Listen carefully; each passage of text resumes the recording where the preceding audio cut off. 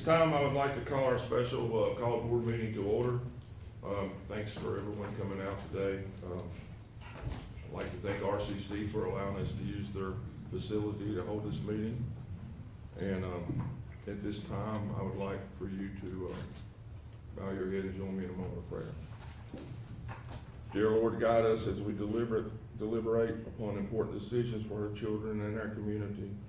Please give us wisdom to govern amid conflicting interests and issues of our times. Help us to work together in harmony, even when there's only honest disagreement, and the confidence to make good decisions. Bless our troops, those in Afghanistan, our country, and our friends on the Gulf Coast. In Jesus' name, amen. Amen. At this time, I would ask that you stand and join this board for the Pledge of Allegiance. I pledge allegiance to the flag of the United States of America and to the republic for which it stands, one nation, under God, indivisible, with liberty and justice for all.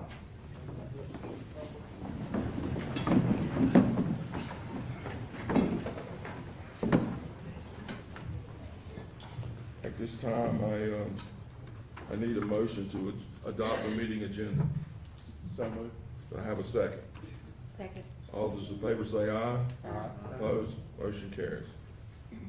At this time, tell you kind of how it's going to work today.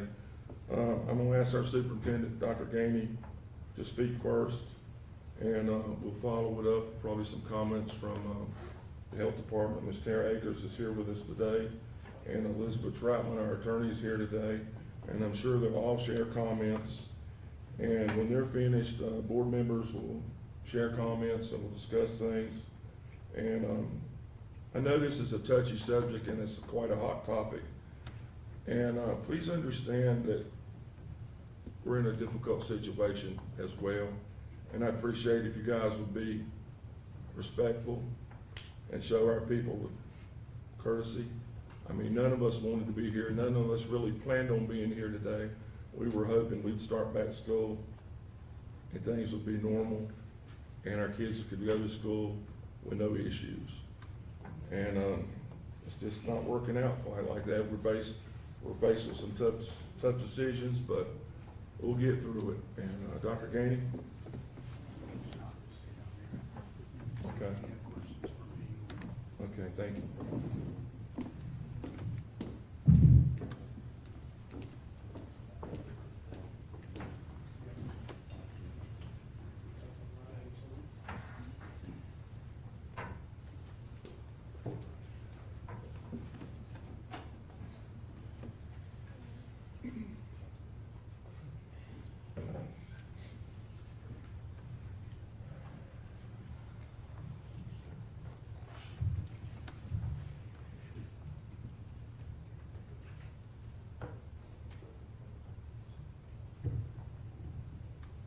Board members, I just want to start out and share some information with you about what's been going on in our school system during the last couple of weeks, particularly the first week of school.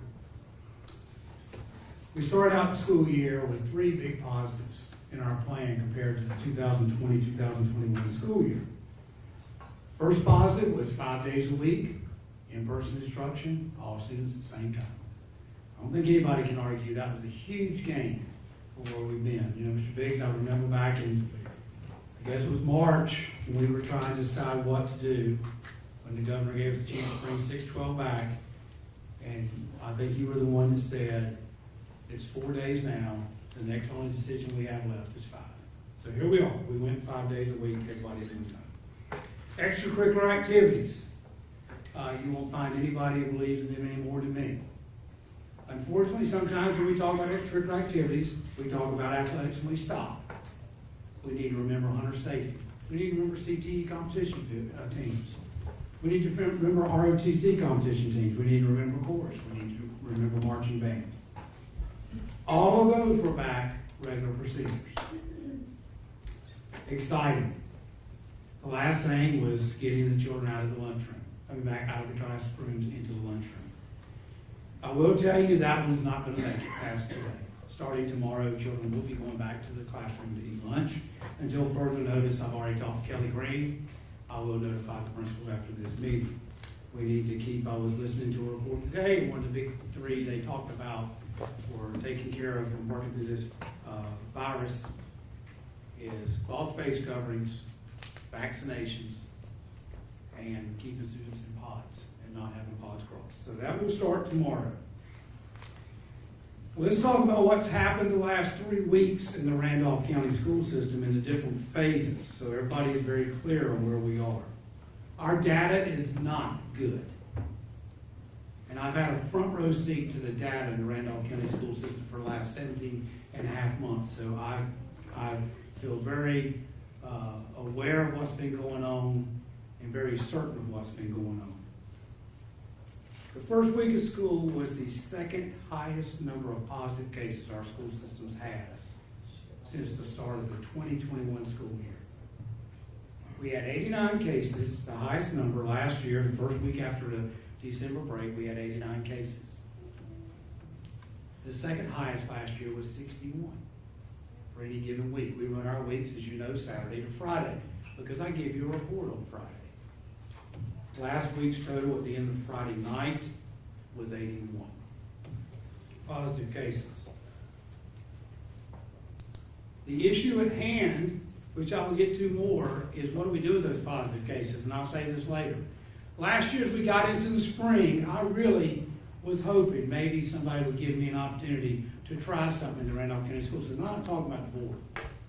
I'm talking about health officials. But we were watching things. And I just wondered, what would happen if we only sent the positive person home? But that wasn't in the cards last year. So let me tell you what happened the first week exposures. We sent 530 students to quarantine because of being exposed to a positive on our campus from Saturday, August 21, until the end of the day on Friday, August 27.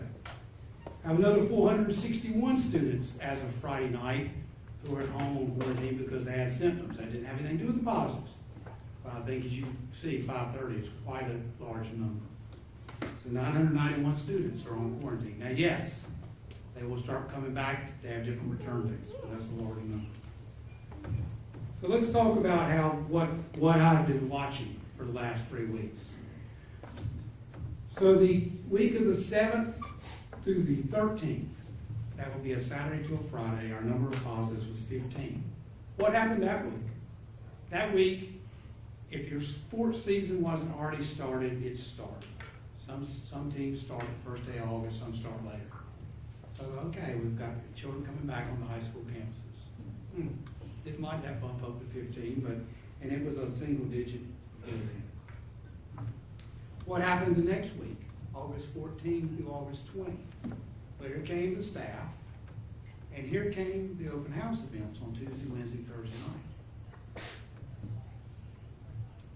And I don't think anybody out there can say this Board of Education, this superintendent didn't try to start school back like we were before the announcement on 14th of March 2020. I don't think anybody, if they try to make that claim, they need to go back and watch the information. Because we even held to it and had open houses that week, if y'all recall. Some of us were nervous, but let's see how it goes. Well, our number of cases jumped to 32 that week. So I was very uncomfortable when I went home. I left my office at 7:10, I think it was, Friday night the 20th. I was very uncomfortable by last week. On the 21st through the 27th, last week, ending Friday night, Saturday to last week, Friday night, number of cases was 81. What happened that week? Well, we know the students came back. So you can see our results are increasing, our numbers are increasing. And I will tell you that as of 1:30 today, the new week started yesterday. Saturday and Sunday alone, we've had 15 cases. 14 have impacted schools, and we've already quarantined 150 more children for being exposed to a positive. And 27 have already gone home for symptoms. So those are the numbers. So what's the big issue?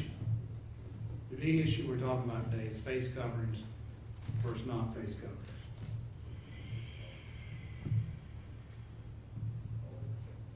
All of us, including myself, are tired of face coverings. All of us, including myself, are tired of COVID-19 and to hold its hat on our lives, our schools, and other parts of society.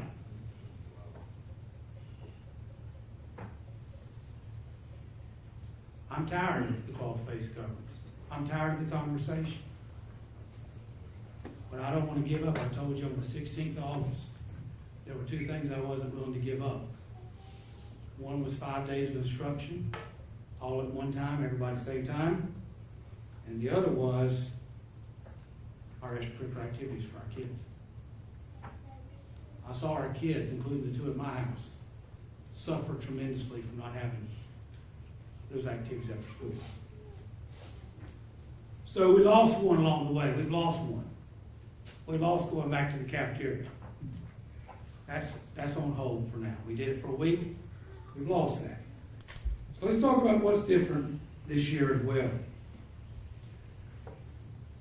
I'll go back to where we were last year. We had to contact trace. Anybody affected by the case went home. This year, I don't know. I'm not the scientist involved in this. But the health officials have come back in the schools kit saying if we wear cloth face coverings universally, the only person that goes home now is the positive. Now, I will say this.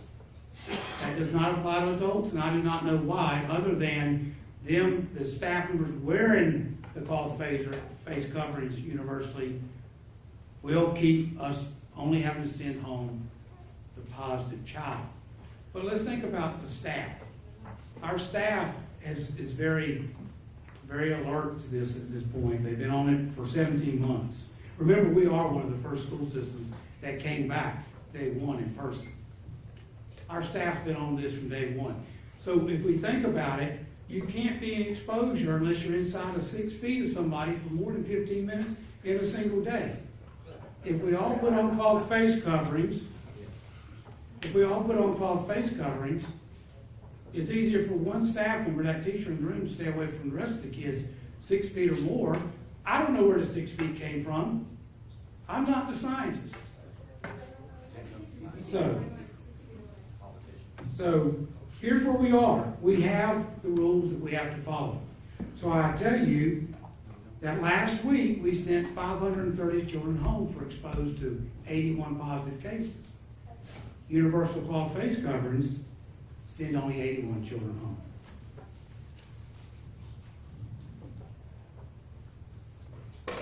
My issue is I don't want to risk the progress we've made. We've made a lot of progress since March 14, 2020, when I was standing in my yard raking grass. And I got a call that something was getting ready to happen in Raleigh. So what's different this year than last year?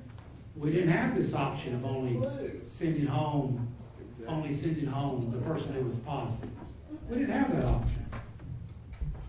It wasn't about whether we universally wore a face mask or not. We didn't have the option. What else is different this year?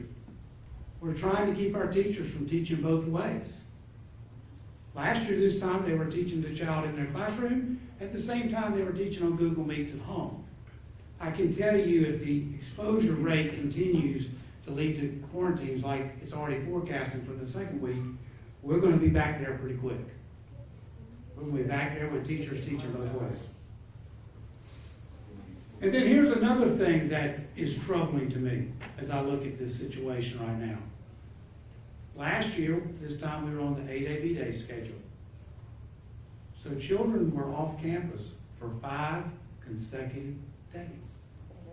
There were a lot of opportunities for a positive not to reach back during the 48-hour look-back period and take children out or staff members out on quarantine. That's not the case now. It's going to be very rare. Our numbers of cases that are impacts early on, and the end of the day Tuesday, I think we had 44 for the week and 32 were non-impacts. That's not how the week ended.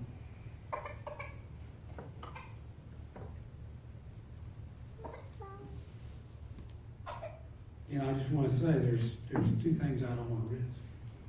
And that's 5 days of instruction for everybody at the same time and extracurricular activities. I told you on the 16th of August, those were big for me. And I told you on the 16th of August, that's the things I stand in the middle of the road to keep from losing. So here I am today with a proposal.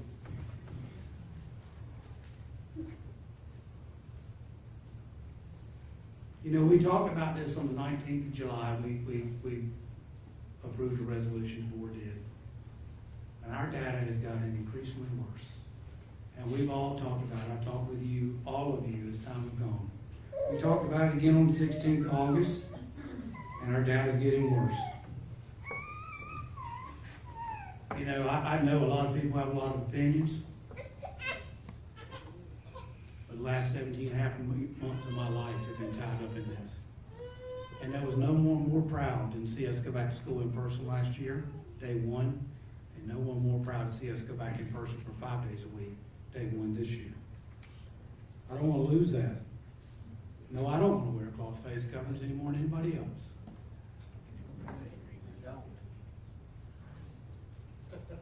But after the first 2 weeks, or the last 2 weeks, let me say that, I'm certain something needs to change, and we need it now. We're not in a battle with COVID-19, as I said on the 16th of August. We're in a flat-out war against COVID-19.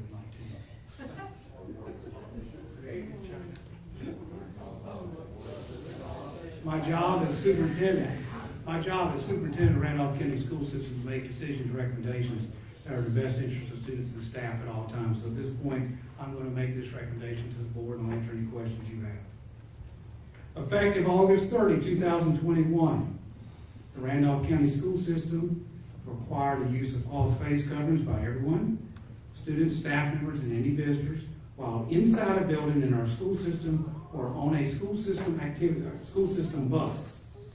However, a person will not have to wear a cloth face covering inside a building if in a work area alone, such as a classroom or separate office.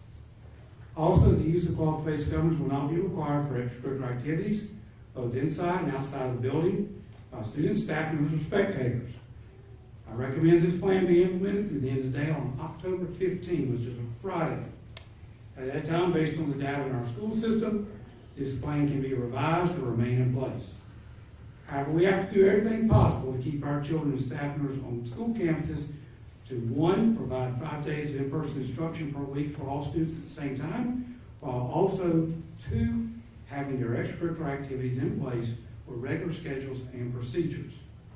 I do not want the safety measure of not wearing cloth face coverings to interfere with those 2 major gains compared to where we were as a school system on March 14, 2020. And I'll reiterate, I don't want to wear a cloth face covering any more than anybody else does. But this is, if you hear the numbers, sending 81 children home, or staff, students and staff, versus 530, that's a big difference.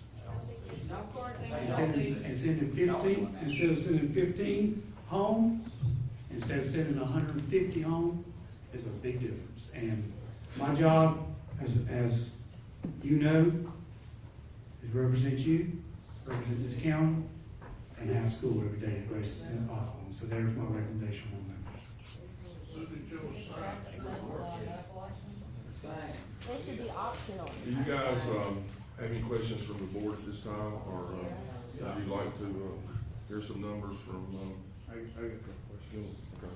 No, yeah, how many students did we have quarantined last school year?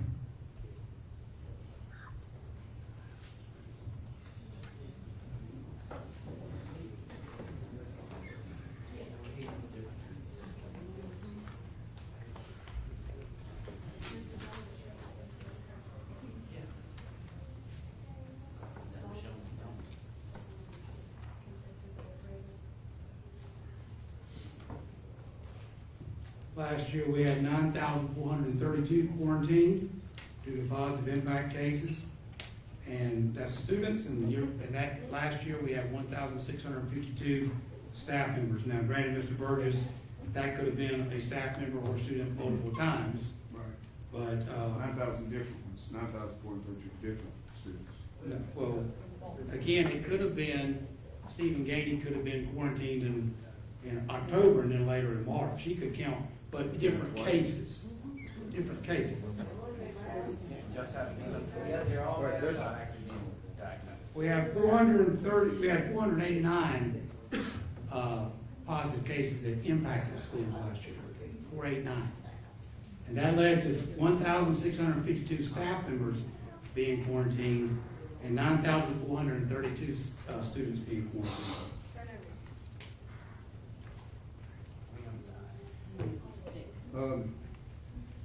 Okay, so you said that we had 530 this past week, that were quarantined because of the 81 positive cases in the system. Is that correct? 81, there were 81 positives, not all of them were impacts. So it I'm was saying that there was 530 that were quarantined. five, from because those 81. two exposures to a positive impact. Okay. Remember, the first 44 cases last week, 32 of them did not lead to any exposures because we had not been in school, so we did the look-back period. Sure. They had no contact to the school. And remember, the 48-hour look-back period, board members, is if someone had symptoms and they're positive, we look 48 hours back from when their symptoms started. If they didn't have symptoms and they're positive, we look back 48 hours from the day of their test. Okay. So in the 461 that we quarantined /sent home this week, Yes. they were from symptoms. Those were people who called in and said they had symptoms, and when you have symptoms, you're put out for 10 days. You can return early if you get a negative COVID test, go 24 hours, no fever, no symptoms. That rule has not changed. So even if we had masks on this week, you still would have 461 symptoms. Yes. That we would have sent home.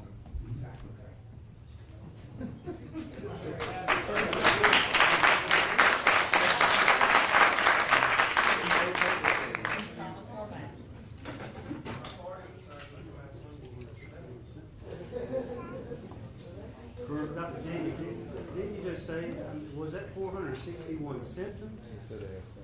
Yes, 461 students went home with symptoms last week.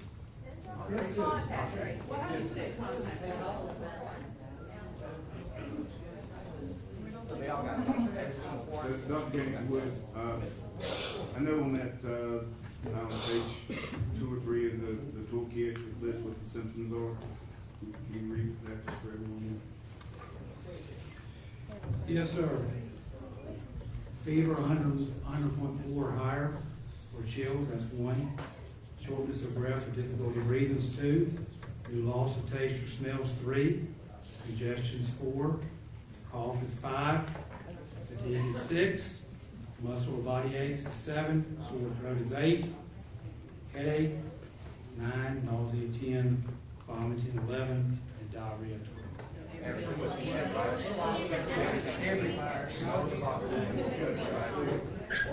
On the, currently, for this past week, what we are currently doing, if we have a vaccinated student who is exposed, are we quarantining that student? No, sir. That's been said, that has been said in every presentation I've done, Mr. Okay, Burgess. that's what, I thought so. I heard that last week too, and that has been said in every presentation I've done, that a vaccinated child is not. Yeah, already been through. Training data to show that statement to the staff.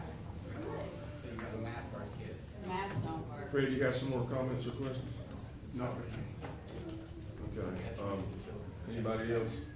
Dr. Jamie, where did you get these guidelines from? I got these guidelines from the state of North Carolina and North Carolina Department of Health and Human Services. I've questioned them for the last 17 months. I've questioned them with our health department every time we've had a question, but these come from our state health officials. These do not come from Randolph County Schools. How many paychecks have you gotten from those people? Anybody else have any questions? Sandy Cohen doesn't have an actual military license.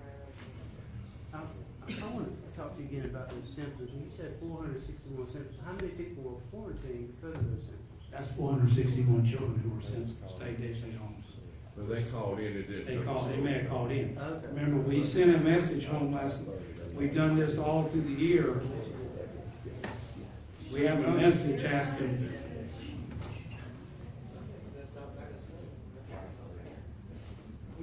But you can't control who calls in.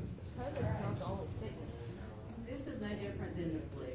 we have a message that we have sent home multiple times in the last 17 months, particularly after holiday breaks, and reminded parents, I'll read it to you because I sent it to the principals the other day. If you develop COVID-19 symptoms, stay home and call your school for further directions. If you've been exposed to a person who's positive COVID-19, stay home and call the school for further directions. If you've tested positive, stay home and call the school for further directions. If you traveled out of the country and were not fully vaccinated before leaving the country, stay home and call the school for further directions. That's a very common message we've sent to parents or asked principals to send. So when we hit with those 461, the school system, we didn't have a teacher, administrator, some staff member say, this kid appears sick, we need to send him home. This was all done by parents that they never send them to school, or did we send some? There may have been a child who told somebody they weren't feeling well, just like any other child. How many high school kids did you like going to school at?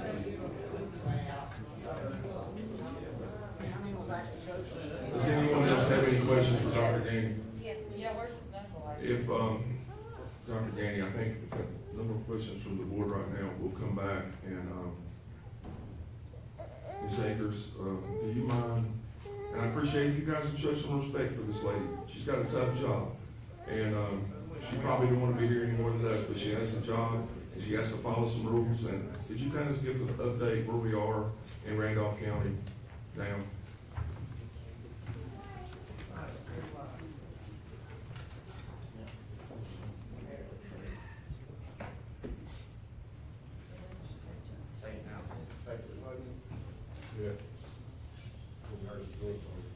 Good afternoon, Chairman Cook, board members, Dr. Gainey. I appreciate the opportunity to come speak to y'all this afternoon. Yeah, I would much rather get my Sunday afternoon nap than be here, but I'm happy to be here. I also want to quickly express my appreciation to Dr. Gainey and the relationship that his department has with Randolph County Public Health. We've always had a great partnership, but that partnership has grown even stronger through this pandemic. He's a great superintendent. He's got a great team. Just real quick before I get into what I want to talk about, I do want to give a quick update. Randolph County Public Health puts out a weekly update on Facebook every Friday afternoon. Since March 23rd of 2020, there have been 17,276 positive COVID cases in Randolph County residents. Let me say back in early July, I guess, we had, when things kind of leveled out, we had 20 positive cases the week of July the 2nd. This past week, we had 565 new cases in Randolph County. That's all related to the Delta variant, which is the predominant variant or strain of the virus right now across the United States. It is a variant that is more contagious than any other variants that we've seen so far. The original strain of the virus, if you were positive, you might impact 2 to 3 people. With the Delta variant, you can impact, if you're positive, 5 to 6 people. That's how contagious. Please let her talk, okay? That's all I'm asking, just let her talk. We don't have to disagree, we don't have to all agree. You can disagree with her, but show her the respect and let her talk, please. The same week that I referenced in July, we had a % positivity rate, which is the % of tests that are coming back positive out of the tests that are being done. We were at like 1 point something %. Let me look real quick. That number has escaped me.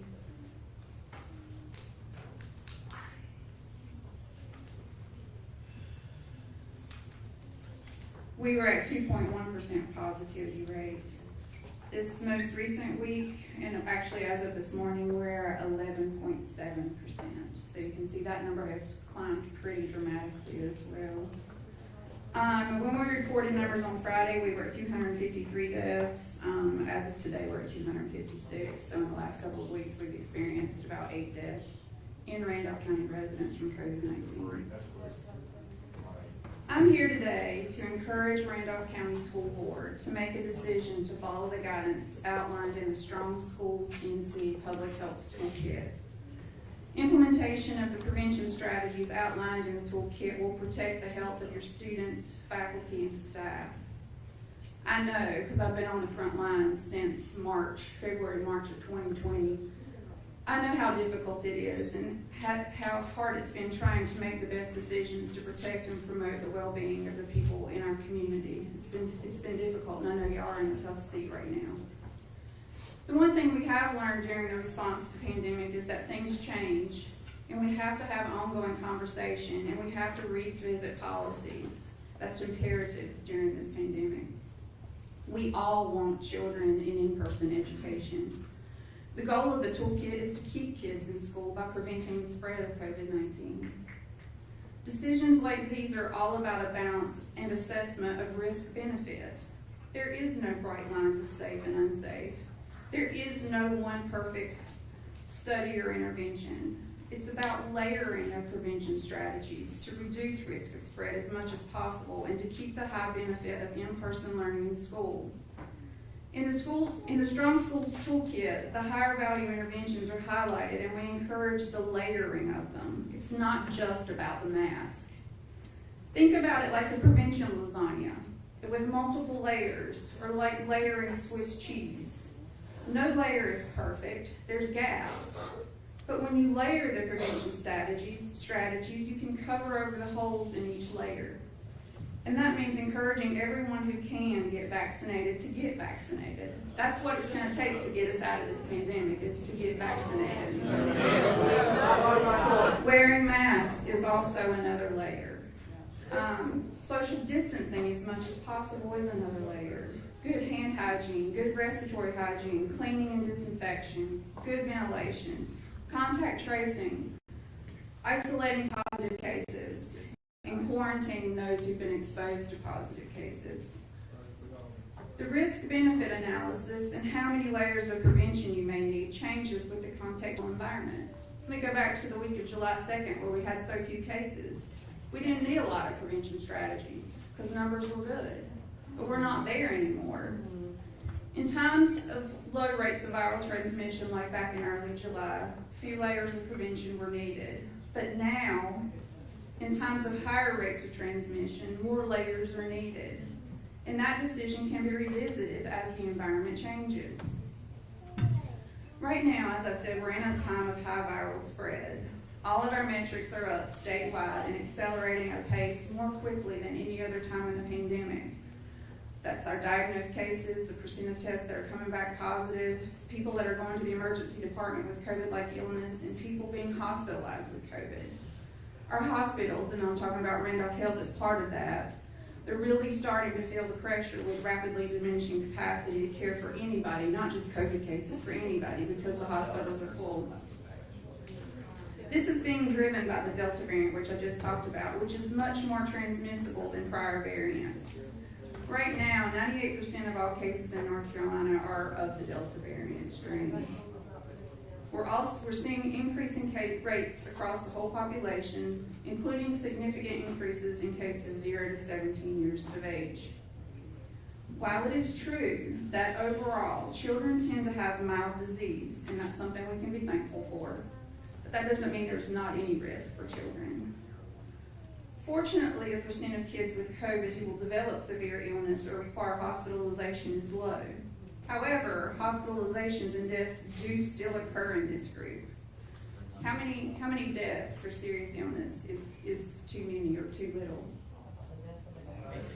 Rates of hospitalization in young people have been increasing rapidly during the current surge driven by the Delta variant. That includes school-age children ages 5 to 17. While even if a small percentage of infected children have serious or long-term health issues, that will translate into a large number of spread if not controlled. It's also very important to note that the long-term health effects can occur, such as long COVID, even following mild or moderate infections that don't result in hospitalization. Right now, we are still learning more about the frequency and duration of these effects in children. In addition, children don't just stay in the classroom.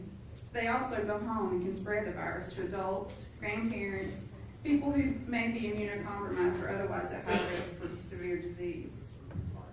Randolph County right now, again, has high levels of viral transmission. We've had 617 cases per 100,000 in the last 14 days. We've had 393 cases per 100,000 in the past 7 days, which is more than 3 times higher than the CDC cutoff for high viral transmission. And our percent positive of 11.9%, which is above the cutoff to be categorized as high transmission for CDC. Vaccination stats for the state of North Carolina: 54% of the population has at least 1 dose, 65% of adults 18 and older have at least 1 dose. Sadly, in Randolph County, only 38% of the total population has at least 1 dose.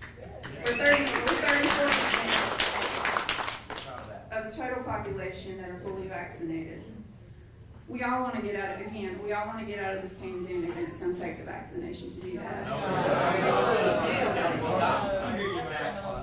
Randolph County was highlighted in a news article this week as being in the bottom 5 out of 100 counties as having the lowest.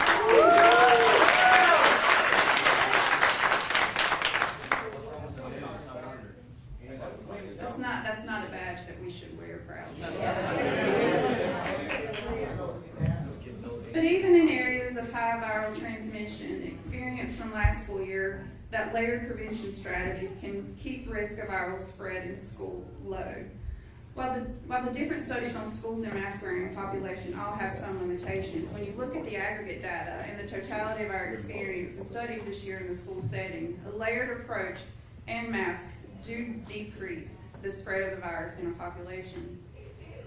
As we move through this year, because unfortunately this pandemic is not over and won't be for a little while, we are going to have to continually reassess and change our policies in response to what is happening. This is happening with school boards across the state. Statewide, a majority of school districts have decided to have everyone wear masks. With the surging cases in the community and initial experience of rapid spread in schools after 1 to 2 weeks of starting back, many boards have been reevaluating their decisions about masks. In the past 2 weeks, about 25 districts have changed their policies. The board may choose to start with all layers of prevention in this time of high viral spread and assess what is happening in the school and environment, and then back off things as things settle. Frequent reassessment of where we are at the state and local level and adjusting policies is important. I appreciate you guys letting me come today, and I appreciate all that you're doing to protect and promote the health and well-being of all our children and families. Thank you, Ms. Akers. Does any board members have a question for her?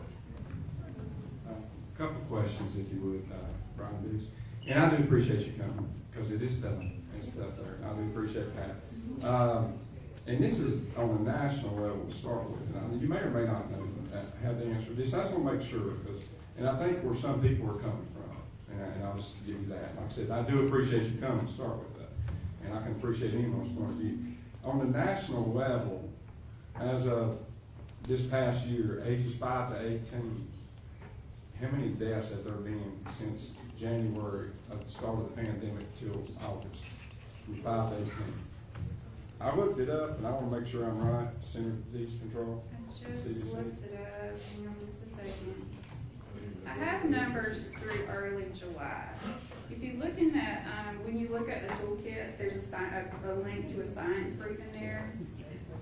Well, when I went on their website, you tell me if this number sounds right. When I went on their website, it's 313. That's 5 to 18 in the nation. Does that number sound right? As of July 7th of 2021, the number recorded for ages 5 to 17 is 271. Yeah, 270. Well, what I'm going to, and not what, please, I want to respect you, because I do appreciate you. But out of those cases, and what I was told, there was one student that did not have underlying conditions. One out of the entire lot. That's what the Center of Disease Control. There's one that died. How many have we had in Randolph County that's 5 to 18 years old? How many? Deaths. 0. And I'm pleased over the policy, I'm not looking for cheers. Because I do know that, you know, we're in here today, we want to do what's best for kids, and I know you want to do what's best for kids. Dr. Gaines is an awesome superintendent. He wants your kids to go to school, I understand that. Some of us disagree about some things. But the thing is, when I'm there and I'm searching, and there's one death, and one student in, okay, but I went ahead and searched, and so I'm looking in this coming year, and they said there'll be 10,500 cases of cancer from the ages of 5 to 18. And I come up here last year, a couple years ago, and I'm talking about jewels and hookah pins and kids passing out, having seizures in the floor. We're calling ambulances, and that's the problem. It's the common sense. When we're talking about kids dying in car wrecks, kids dying of different things, and we're wanting, and I'm not mad at you, but we want to mask up that population. But in our county, they sit on the sideline, and we have 70-year-olds with high blood pressure, heart conditions, and we say no mask for them, but mask for our kids. Who are healthy. How is that? Keep in mind I'm glad there's not been any more deaths than what we just talked But about. who's more susceptible, though? The 70-year-old that has high blood pressure and diabetes? Well, sure, anybody that has high risk factors. Well, that's sure. what I'm saying. But you gotta remember too, the low deaths could play a role because students weren't in school last year, 5 days a week. We don't want to be recorded. But what I'm getting to is another thing that you said that I do take a little issue with, and I read it off the website. I'm just getting it off. I'm not a doctor, and like I said, I do appreciate you coming. I did read, but the transmission is generally from adults to kids, Correct. Not kids to adults. Correct. That's on the There's website. lower transmission, the younger the children are, there's Yeah. usually lower transmission. Yeah, the Then it goes problem. to the middle to high schoolers because And they're I'll more tell you. socially active, but Yeah. yes, you're right, transmission does happen more so in adults. It comes from adults to kids, yeah. The problem I got is we're not, and I don't know of anybody in this room that's telling, at all, is telling our county officials, our county commissioners to mask up, but we're telling the least vulnerable population, you need. I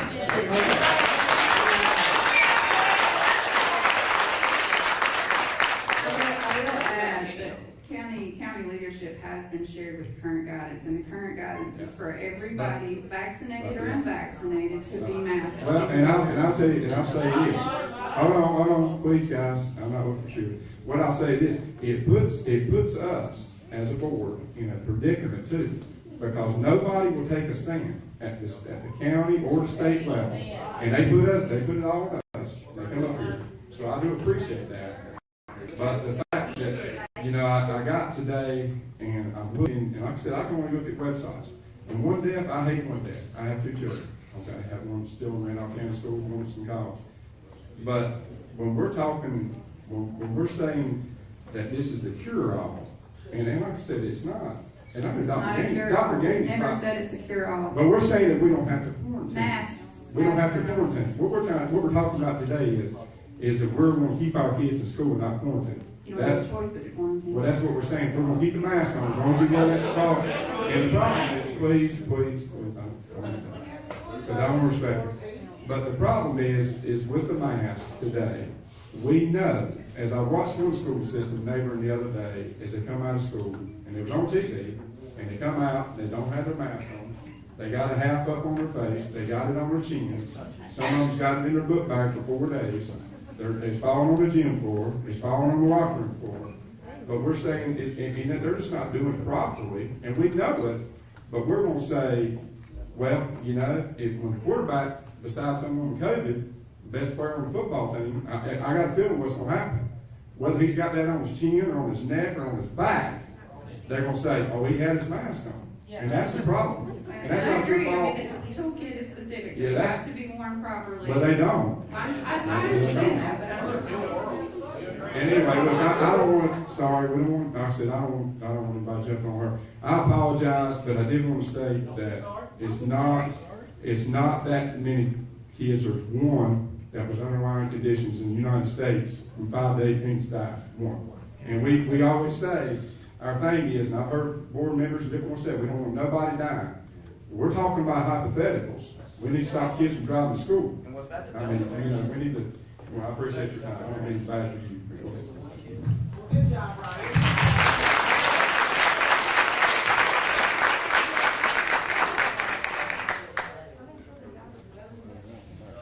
Hi. How do you go about speaking? We don't have other comments this week. So, Can you open that up? as you can tell, that wouldn't work very well. Does anybody else have a comment or question? Hey, Chairman Cook. Okay, Chairman Cook. If everybody was quiet out here for long enough and didn't act like 4 y'all for a little bit, can we open up time for comments? I can't do that this week, I'm Before, sorry. before We can't do it. before this goes three votes. I can't do that. I'm not doing that.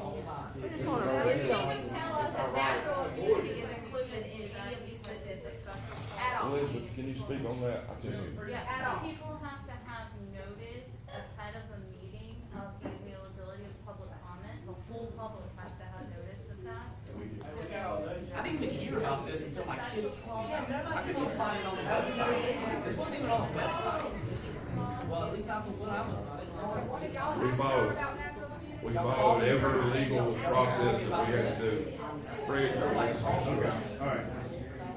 I had to hear about it from my kids. These guys, look, I think you, it actually, talking to the crowd here, I think a lot, you're gonna hear for some questions from some board members that are gonna be in line with what you want.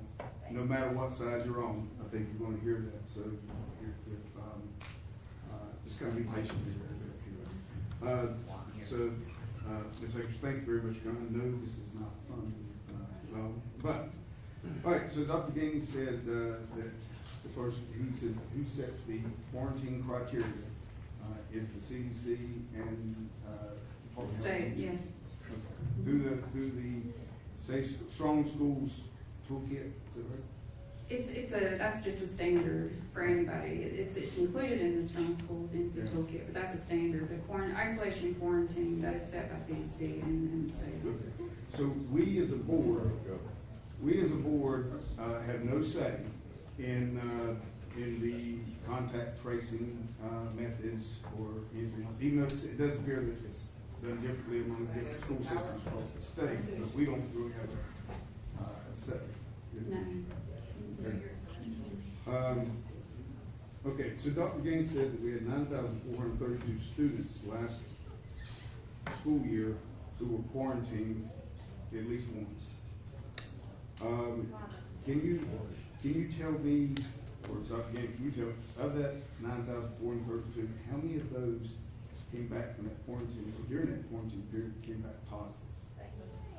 I don't have that information. All right, so, and I know, we talked about that in several board meetings up until about February, so we complained as a board, but of course we had no say-so into that. But we complained about that, that, because I have COVID, everybody in this room had to go home. Right. And then eventually, I'm sure it wasn't, the CDC wasn't listening to Randolph County, but eventually, it got to where, okay, well, I have it, just these two will go. Okay. So, something changed. I don't know if the science changed, but something changed that they said, okay, now we don't have to quarantine everybody, it's just these two. It didn't change. It just, I think, Guidelines. I think it was a little more stringent in the beginning, just to err on the side of caution, but it has always been, if there's a positive case, folks that are close contacts, which are within 6 feet for more than 15 minutes cumulative in a 24-hour period, are to quarantine. Right.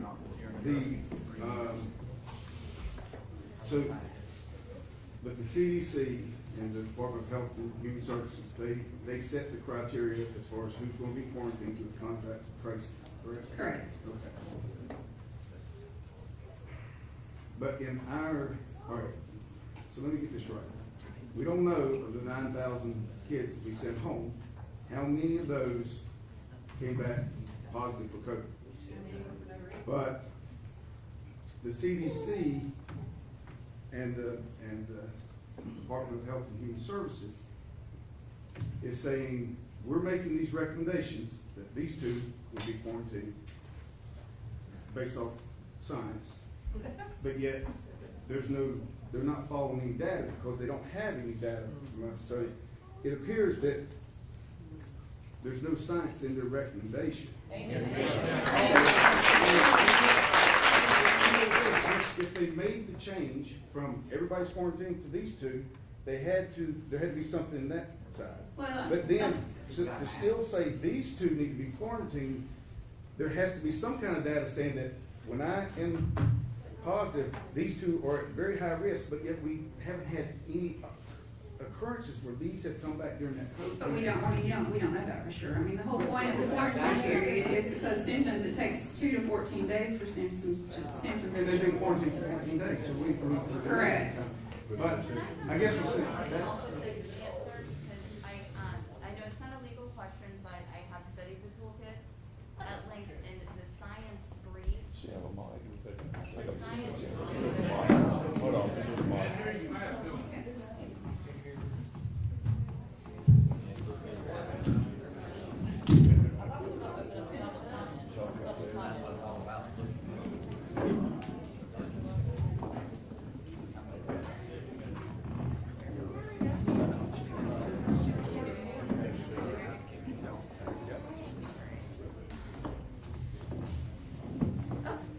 Right there, okay.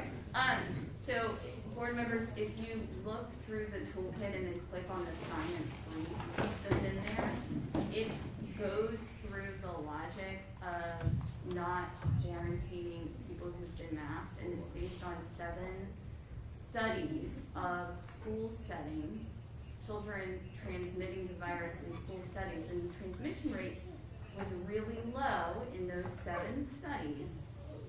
And the CDC attributes that to the masking. And so There's no efficacy the, of the masks themselves. so that's where the recommendation in the toolkit comes from, is from that science brief that was on July 9th. So I just wanted to clarify that point. Okay, I'm not talking about masking. I mean, I'm just talking about the quarantine, how we quarantine. We decided that instead we moved from quarantining the whole room, to quarantine just these two. Right. And, but yet when we quarantine these two, still, we've not had a lot of evidence. We haven't had any evidence that they came back in that 14 days of being positive. So, and that's what I'm saying, when we're told we can't change the way we contact trace. And I know this is not you, but when we're told we can't contact trace the way, in a different way, then we should be being told based on some kind of data, but they haven't, there's no data of, and I think that of all things we track, and we track so many things, that should be one thing we track. How many of the people that were sent home came back in 14 days positive for COVID? I just wanted to just kind of make sure that, all right, so now, since Elizabeth brought up the science, the mask, and I'm not going, it is not for us to say, and we can sit here and argue all day long, the mask don't work, the mask works, later this, instead, that, it doesn't matter. We can argue all day, and I have read more than I tend to ever read about studies about masks over the last week, and it just as Elizabeth said, I read that same thing that she's talking about. And there's just as many studies showing that it does work as it shows that it does not work. The ones that show they do, they're very,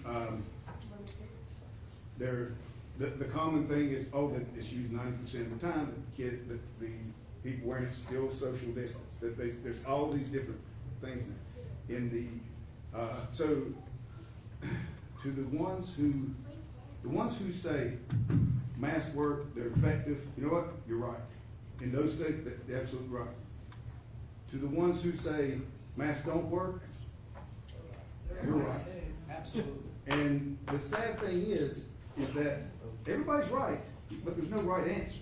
No, there's a right. On your web, these guys, all right, on your on your, the health department website, there is you got, or maybe I guess this was from the vaccine, dashboard, but there's a very good graphic that talks about how to put on the mask and how to take off the mask and all that. And, it's and this is from the toolkit. It provides, you know, links to the graphics and shows this how to put on the mask. Is that you have to wash your hands or use hand sanitizer before putting it on. Taking it off is that you do not touch the mask. Only handle it by the ear loops. Fold it, the corners together carefully. Wash your hands immediately. When we say masks don't work, because that right there we know is not, I mean, I'm not the smartest guy in the world, and I know we're not doing that.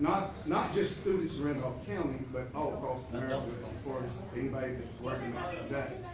So that's why I mean, you would agree, obviously, that's what we're supposed to take off to do the mask. That's what the guidance says, but I also understand that, you know, depending on your age, you may or may not be able to do that, or where you are, you may or may not be able to do that. 5 years old or 55 years old. Absolutely.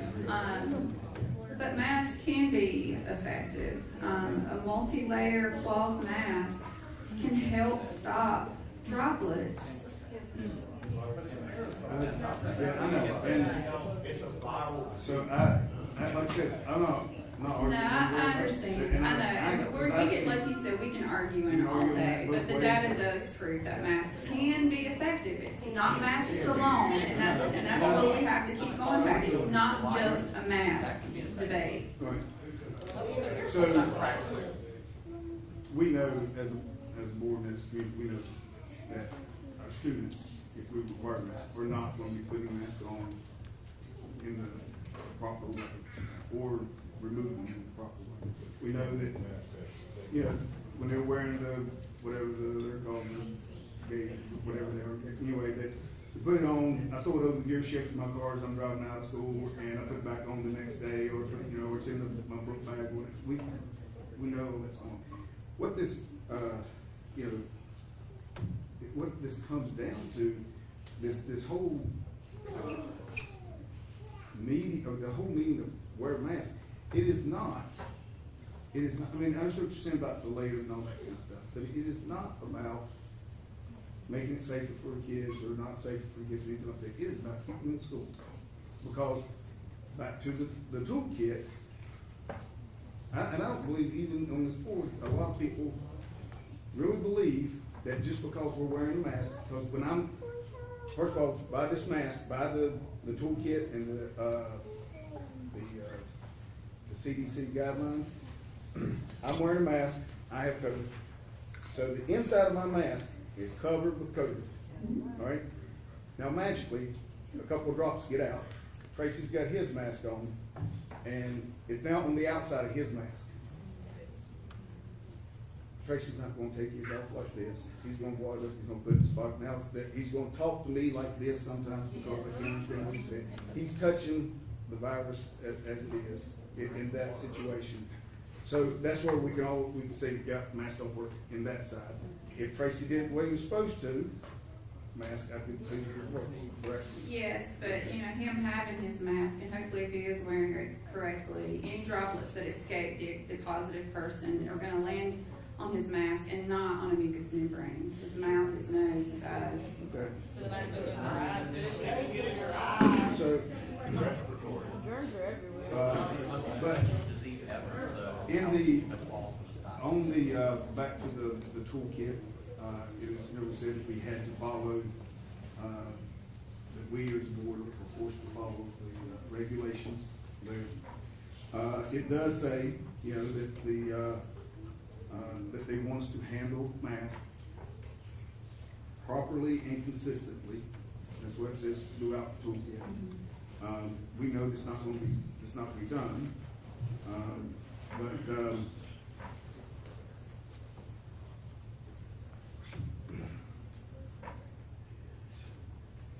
on the case of Dr. Gaines, we're saying we're wearing masks. That those 530 people would not have been quarantined this week had everybody been wearing masks, correct?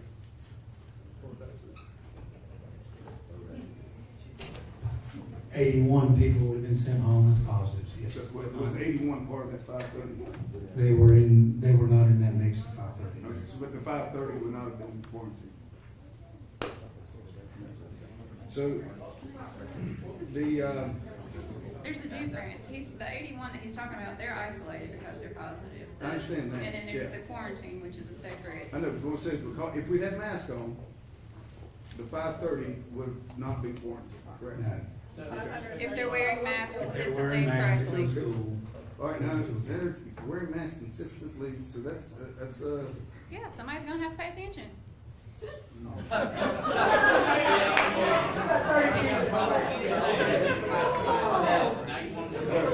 and I understand, because that's what it says. And I understand, Yeah, you've got kids, I Yeah. get it, I don't Yeah. live in a dream of a make-believe world. I get it, I do. All right, so, all right, so I'm gonna, I do wanna ask something about the vaccines, you did bring it up quite a bit, about the need for vaccinations, and the toolkit says you, basically, that they want the school system to promote, the use of vaccines, throughout that.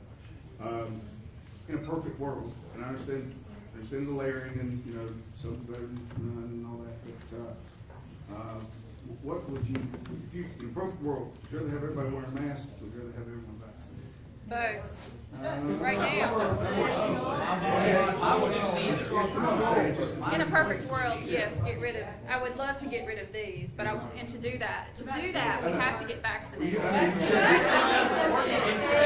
So vaccine, that is the key to getting it. We're not debating whether the vaccine's good or not, it just, but, yeah, you said earlier that was the best way. It is. To get rid of this. That's what's gonna take, that's Okay. what it's gonna take to get it. So,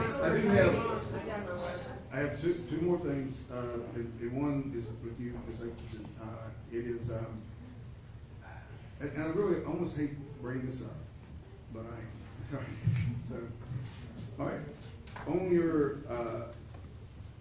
website, you'll put out, on social media, you put out I saw you had a picture, a copy of that and everything. And, on there you have, we have we have the 54,604 people have had their first dose. We'll pull that up then.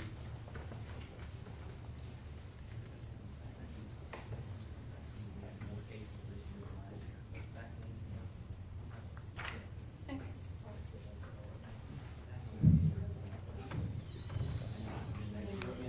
54,604 people have had their first dose of the vaccine. Correct.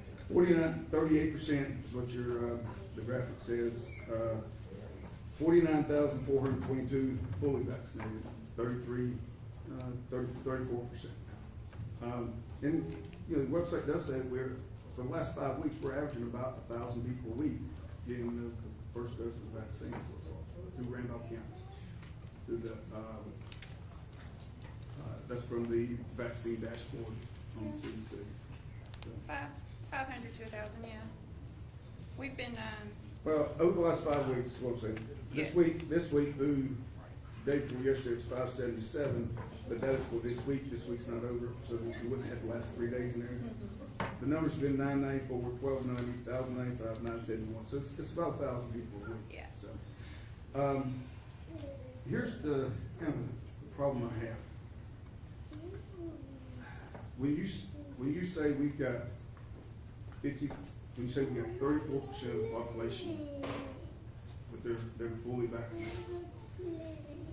49,000 population Randolph County, 143,667.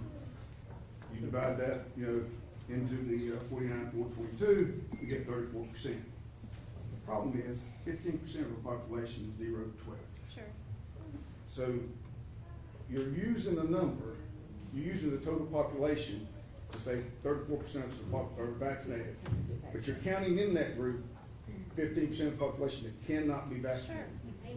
So in reality, if you back out that 15%, we actually have fully vaccinated 40%, and first dose, 45%. We have 5,000 people vaccinated, first dose in the last 5 weeks. That's the difference between the first and second dose on there. So if within a 5-week period, we're gonna be up to 45%. Yeah, we're gonna be up to 45% that are fully vaccinated. Well, I mean, And- we report I the know, same but as what I'm saying, from the public. Sure, I hear what you're saying. When I hate that when I watch anything on any kind of news media or read anything, you know, even these studies, that I have to say, man, I wonder how true that is.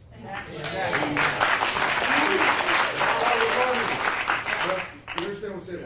When I see this and we have been hit over and over again by people saying only 33% of the population is vaccinated. It's not really true. It's not, and I'm not blaming you, but I'm saying this, we don't need misleading facts from our local health department. We get enough from I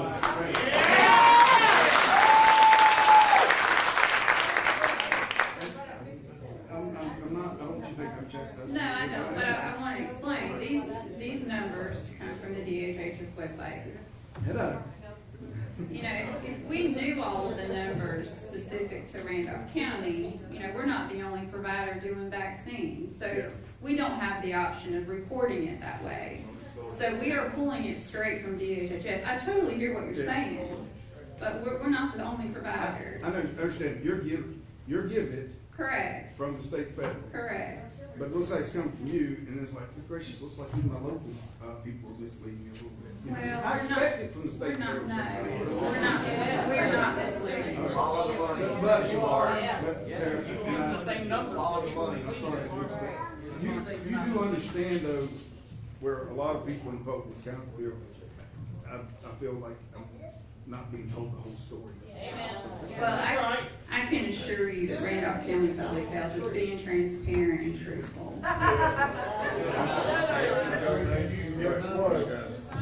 Is there any more questions for her? She's been on the hot seat, it's about long enough for me. I do have one question just about the Ms. Akers, thank you for coming. I know it asked a lot, but we certainly appreciate it. And I know you're in a tough situation as we are, but thank you for coming. We all are. Dr. Gang, you know, it's been obviously stated that we can't deviate from this, or we have to, these are the guidance that we have to follow. There's a guidance, not a law. We have the guidance for how we contact trace, the guidance for who we decide is quarantined, is not. I will point out just one thing in here that I do believe, and I think a lot of us believe that the mask, that this is about keeping kids in school. It is not about whether the mask is effective or not, because reality is, even if we require everybody to wear a mask, then we're gonna have more kids at school. That's kind of a guarantee, correct? No. Yes, sir. Yes, sir. All right. We're also gonna have more people who have been exposed in our school. Because even if I have mask, and I have a mask on, Tracy has his mask on, I'm positive for COVID, I'm going home. They still, You can't pass it from a positive to a person to another positive. That's been in place. You're talking about, Tell that to a vaccinated person. I'm saying, like, you're talking about if you're exposed, I'm positive, we both got masks on, you're exposed to me, you get to stay. I'm exposed, On I day get to one of the stay. pandemic, health officials have said you cannot have a triplicate, the positive person cannot pass it through because you're exposed, now I'm exposed, I got you. What I'm saying, all I'm saying is, Tracy now is gonna get to stay because he's wearing a mask, and I was wearing a mask too, properly and, what did it say? Securely, correctly, something like that. Anyway, but Tracy still, whereas before he was going home, now he's in the school even though he has been exposed. So we're gonna have more people in the schools that have been exposed. I mean, that's a possibility. The other thing, as far as just like, and I do. That's a possibility if the exposure starts developing symptoms. I mean, that's, Mr. Burgess, and I know there's a lot of different opinions out there, but I don't get the luxury in my role of debating laws that, or rules that become serious liability for Randolph County School System. And so I'll be the first one to tell you, when I saw the toolkit come out for the 21-22 school year, I was disappointed. But if there's things, everything's a should and a could, it's nothing shall like last year. Yeah. And then, there's some things that we're doing to try to mitigate all this, like not letting visitors in, guest speakers in. Now we're not going to the cafeteria, not having assemblies, not having field trips. But,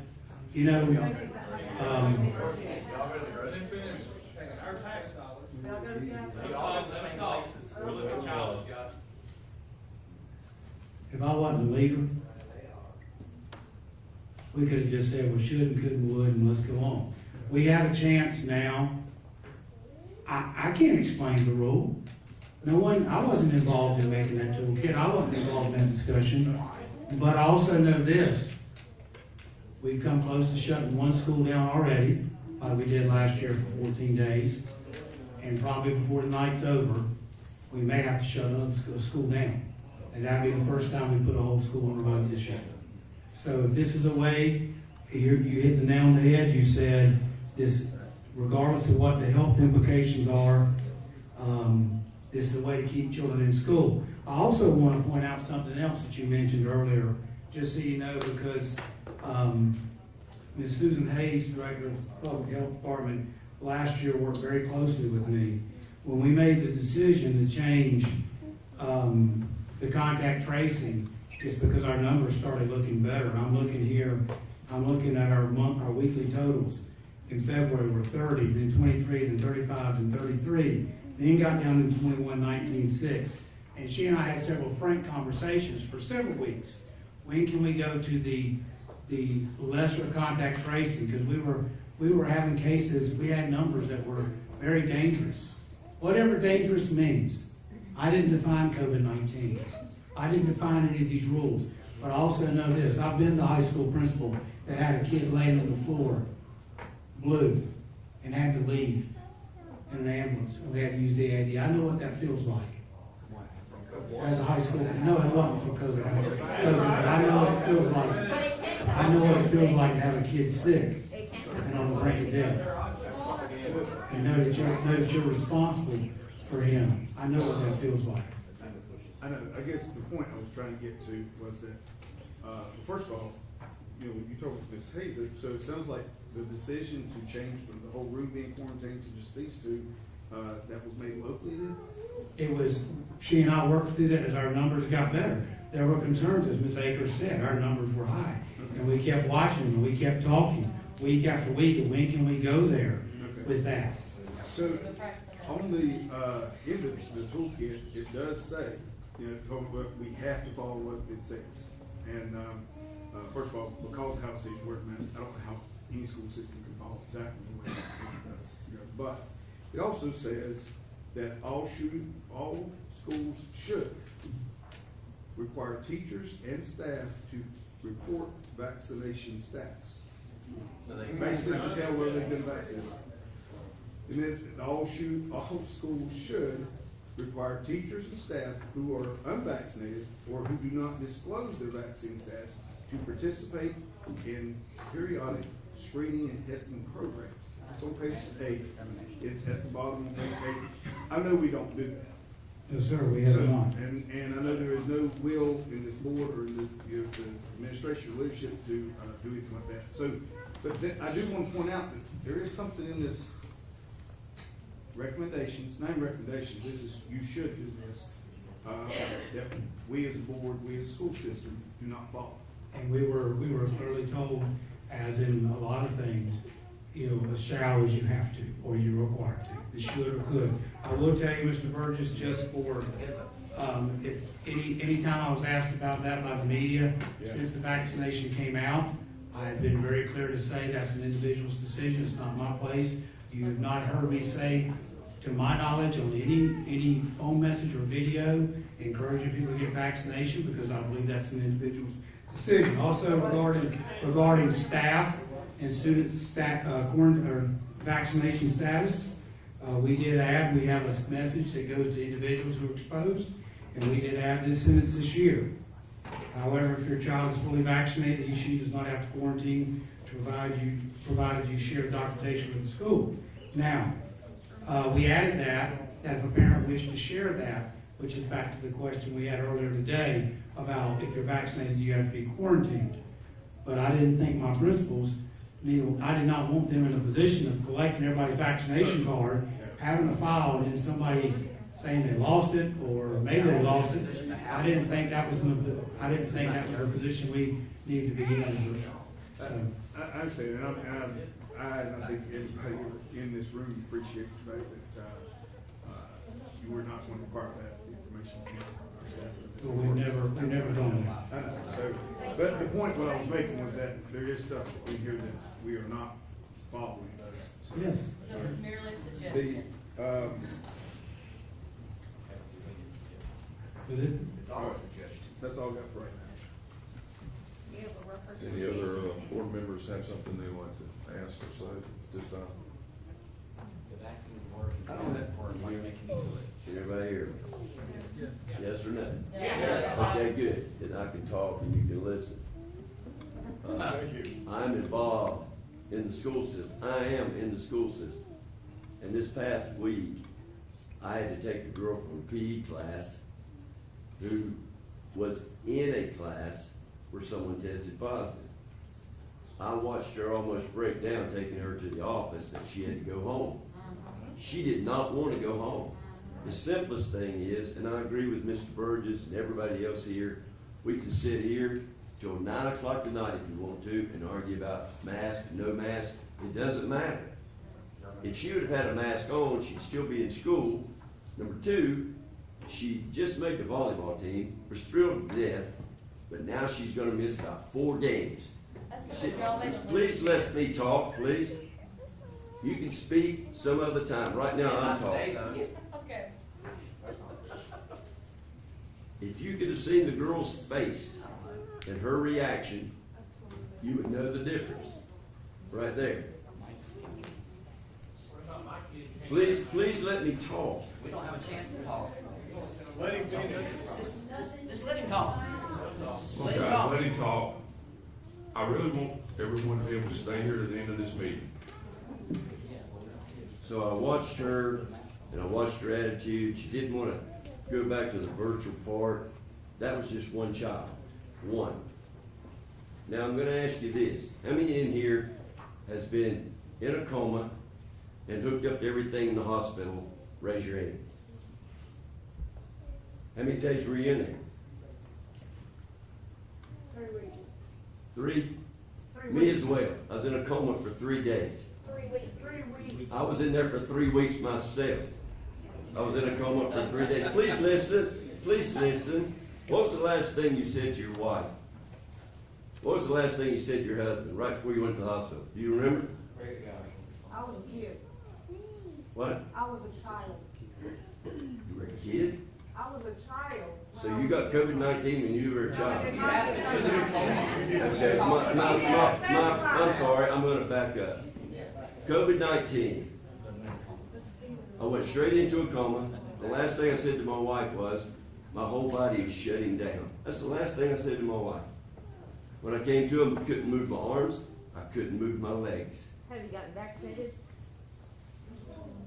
This was in September of last year. Vaccination wasn't even a possibility at that time. I run 3 miles every day and I exercise about 4 times a week. I was in good health. All I'm asking is this, instead of us sitting here and arguing all day long, and we can do that. We can stay here forever if you want to. But you have a choice.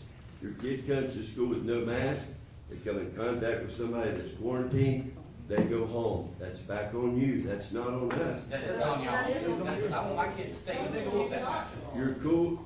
If you look at the rules, how many of you believe in rules? You can never stick to the rules. And if they're fair for everyone, they don't discriminate. Todd, would you like to add something? That's what it is. Y'all do what we want, we're ready to take your kids out of school. Mr. Sink, my child was quarantined, and I understand the expression. He was on the football team, he will not be there, and he has to. Excuse me, I didn't think that's allowed for Hey, y'all. Hey, Hey, listen, we're not gonna argue. we're not here to argue. I'm gonna start asking the officers to escort people out. That's what's next, okay? I've hung on as long as I can hang on. I'm gonna tell you something, guys. This is not, shouldn't be about politics. I mean, everybody over here, it shouldn't be about politics. It should be about our kids. And you know what? I don't like the mask any more than anybody else. I hate it. 3 weeks ago, some of us on the same team because we weren't going to put masks back on. And I wish to God we didn't have to do that or even consider that. But we don't. But do you want your kids in school or do you want them at home again? I mean, we may not, but let's, let me tell you something, guys. I want to share something with you, okay? Real quick. You know, a virus, I hope that God nobody has to suffer like Mike Sink and his family. I know Mike really well, and I know what that did to him and his family, and he was so close to dying.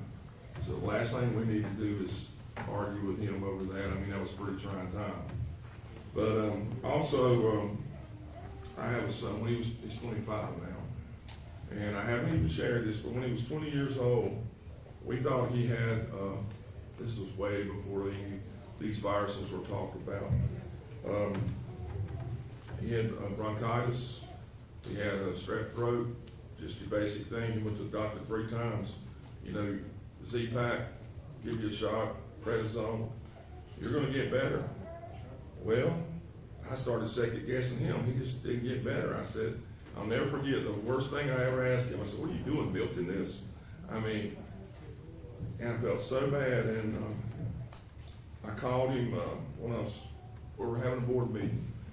And I said, can you come and help me stay at work for me a little bit? I've got to get to this board meeting. First time he broke down, he started crying. He says, I can't get up. I'm on the floor.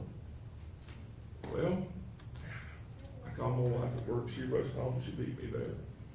And he was on the floor. His body was shutting down. We had no idea he was in that condition. He'd been wearing sweatpants.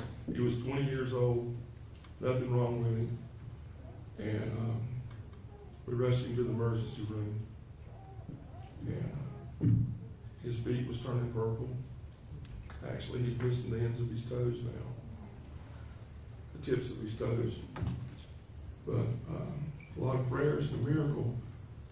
He's here. He was in the hospital 18 days. When a doctor looks at you and tells you your child, with tears in his eyes, he's not going to make it. We don't know if he can make it. I don't think he will. It's pretty tough.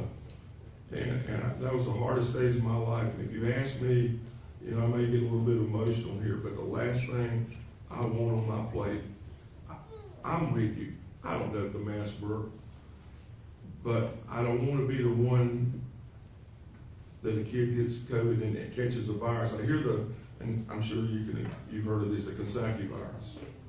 It springs from these viruses, and I've heard it mentioned with COVID. That's the virus that my son had. It attacked the left side of his heart. So he went into heart failure. And his heart was at 15% when he got into the hospital. But it all sprung from a virus. And that was the worst days of our life. And I'm not trying to be ugly or hard. I hate the mask as much as anybody. 3 weeks ago, you know, I wanted it to work as much as anybody and go optional. And if I thought we could keep our kids in school and go optional, hey, I'm great with that. But the numbers don't lie. And, I mean, it's about, I know, Mr. Biggs, we all had this discussion. My goal, God, 5 days, we held up 5 fingers, 5 days, we want our kids in school. 5 days, that's what it's about, kids in school 5 days. Well, if it's about keeping kids in school, we know they didn't learn anything last year. We know that for a fact. It's terrible. Did the governor let us down? Absolutely. The governor could have made this decision, and it would have been a lot easier on us, you know? I talked to him in Raleigh. I said, if you want to mandate the mask, you mandate the mask, please. Don't put it on us. Hey, everybody up here is a good conservative.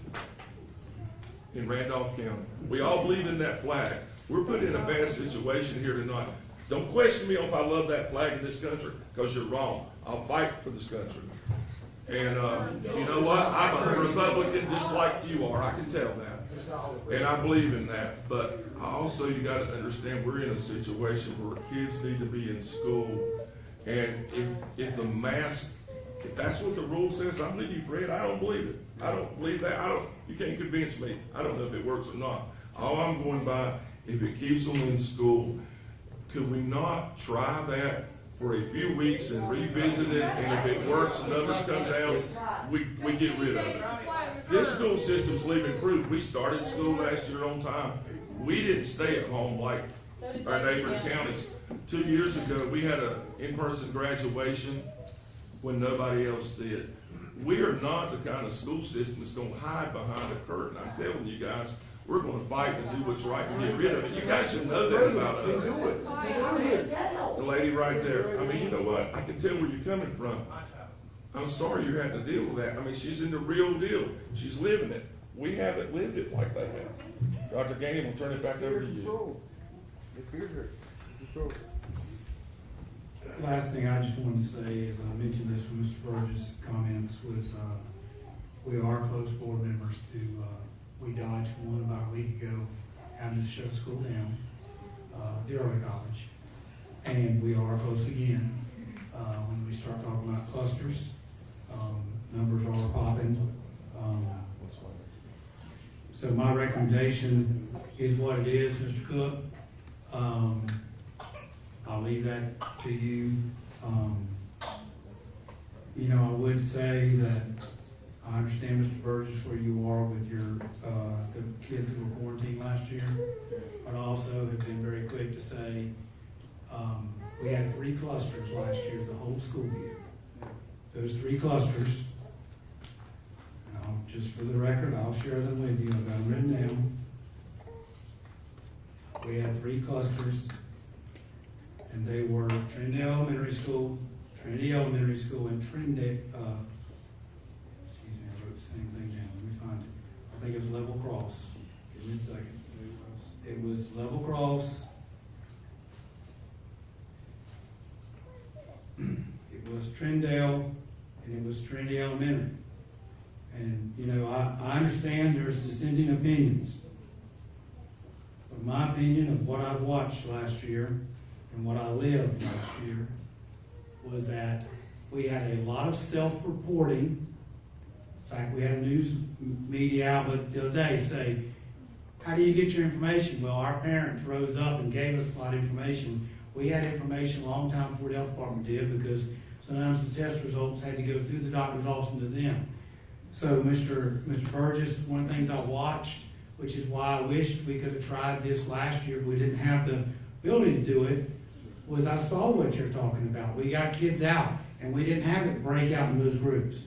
We could go look through the data if we need to and find it, but we didn't get stories of, hey, that group we put out. I believe we got them out in front of it quick enough to not have an issue. So that's where that is. How did we go all last year with only 3 clusters? I don't know.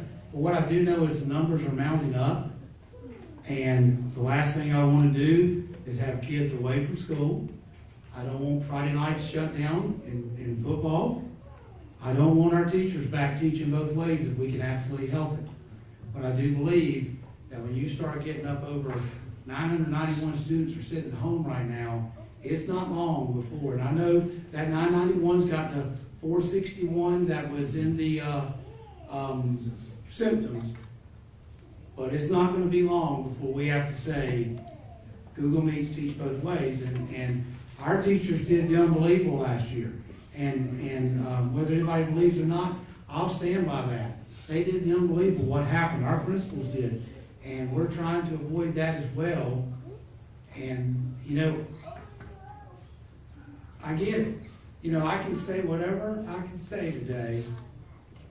I don't want to wear the cloth face covering any more than anybody else. I got a child with asthma and allergies.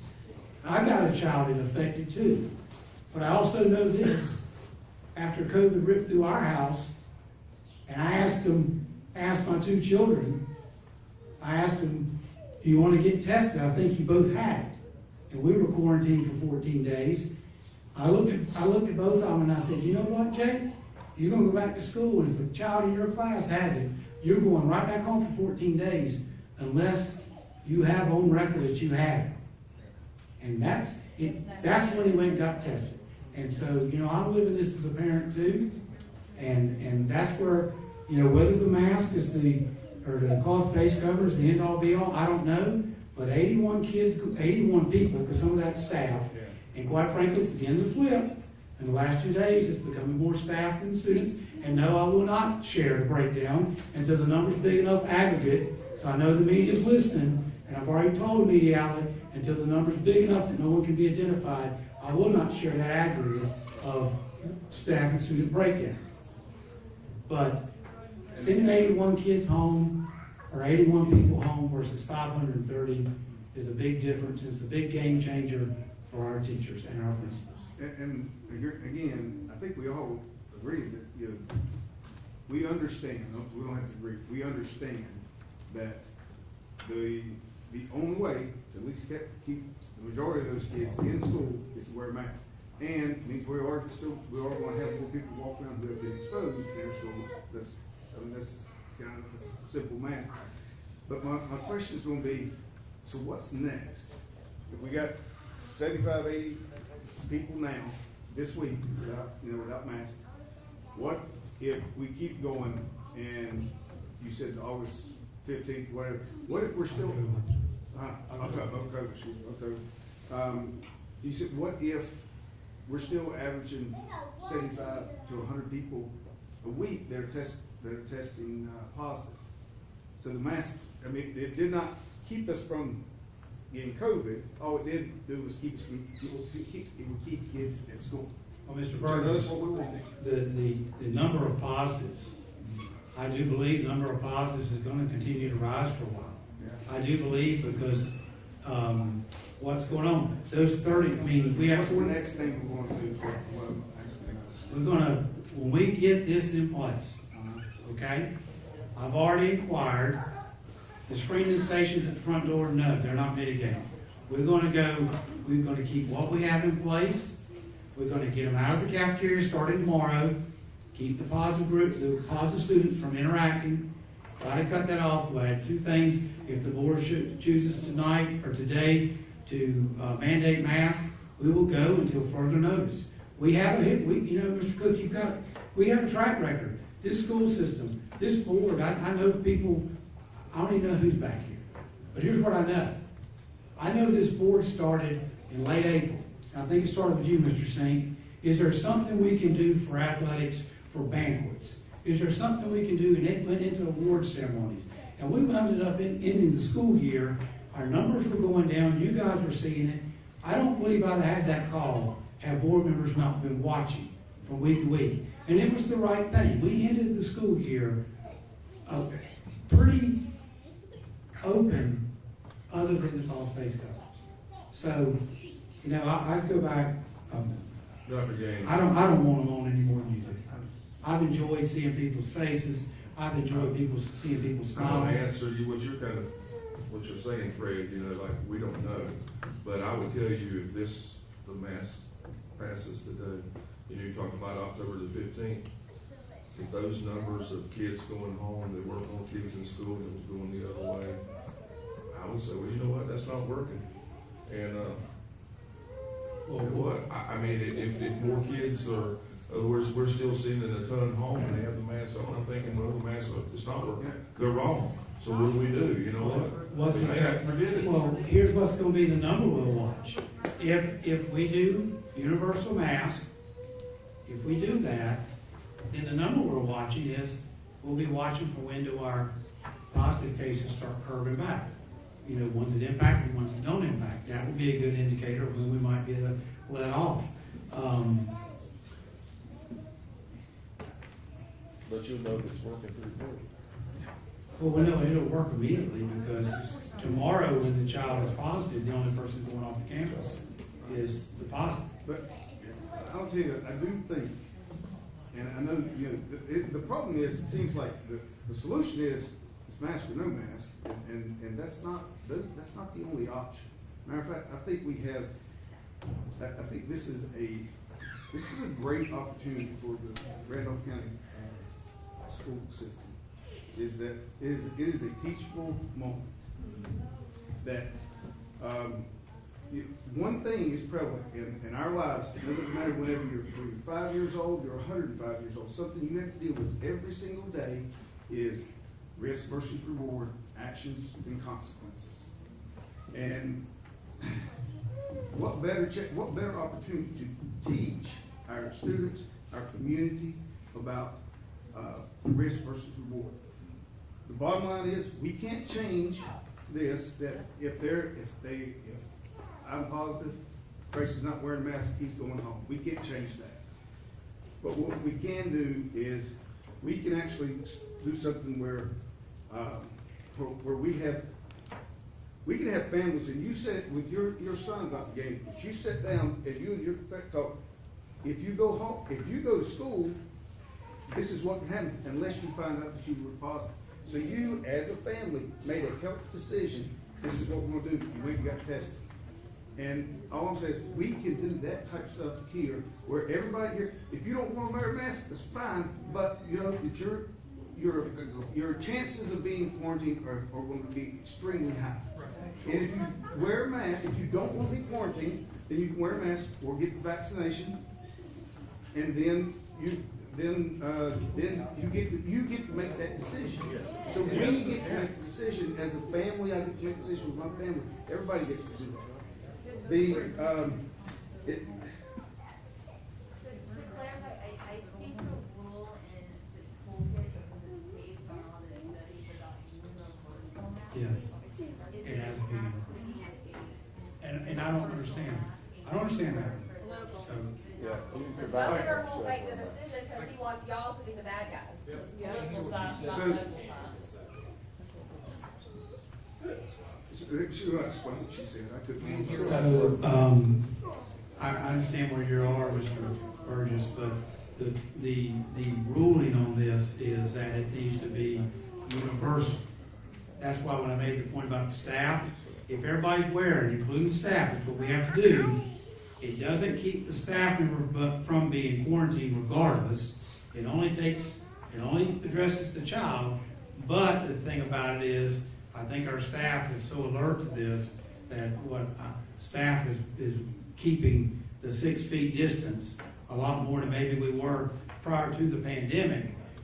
So one staff member keeping distance versus 30 people keeping distance from each other is a different scenario. I do believe we got better chances, but Mr. Burgess, just in short, that's what it says universal. You know, the first time I read it, I thought it meant, hey, if you and I and I'm positive and you're not, and I've got on the cloth face covering and you don't, and you do too, you get to stay and I go home. That's not what it says. It says it's got to be universal. All right, and it also says universal, worn properly and consistently. So Yes, and that would be- are we gonna have to have mass police out there deciding who's wearing? What we're going to do is we're all going to work together because we got to. I don't know, I just think I think it's an opportunity. I don't know, well, the universal thing, someone pointed out to me, I read it several times, I didn't see it. I did see where it said there's 3 things that you would not be quarantined if. It didn't say and, it said if one of these, that I've been vaccinated, I was wearing a mask, and the person that was wearing a mask. And the third thing was that I had tested positive in the last 9 days. So I'm sure it has in there, because I know you wouldn't tell me that's not correct, but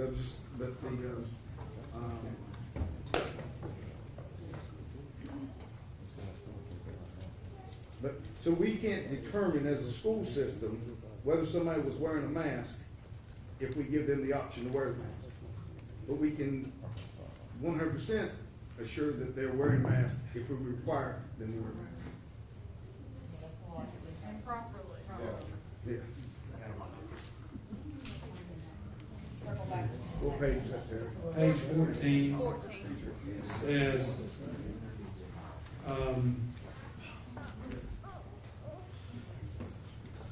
At the bottom, note, as of July 9, 2021, CDC added an exception to the need to quarantine and close contact definition, excluding students who were within 3 to 6 feet of an infected student, where both students were engaged in consistent and correct use of well-fitting face masks and other K-12 school preventive strategies were in place. This exception does not apply to teachers, staff, or other adults in the classroom.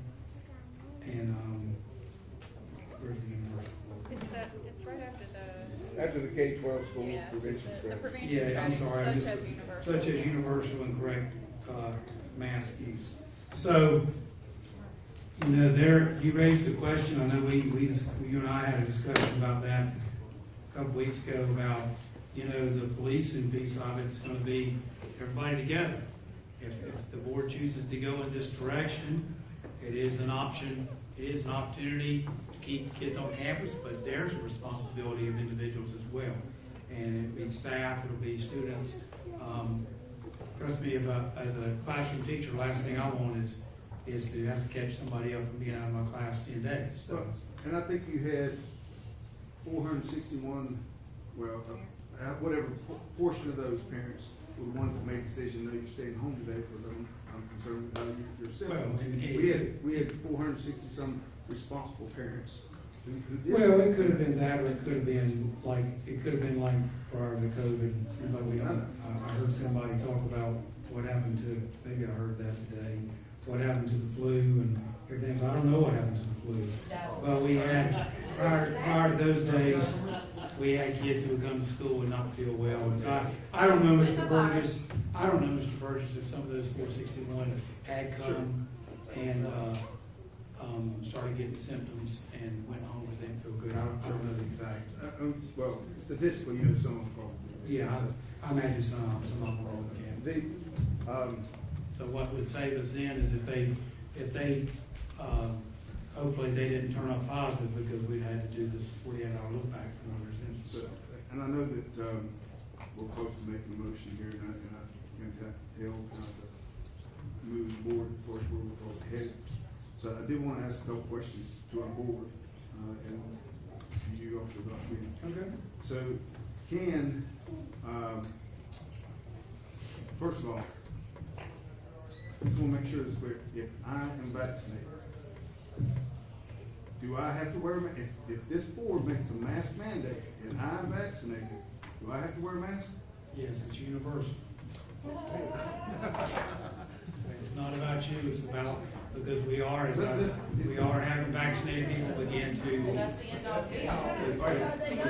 But again, it also says that we should promote But the, vaccinations. What better way to promote vaccinations than to say, hey, if you get a vaccine, you do not have to wear a mask. as a mask is to prevent your effect on someone else. That's So what you're the mask, spreading when you're vaccinated. that's what the cloth face covering is, so.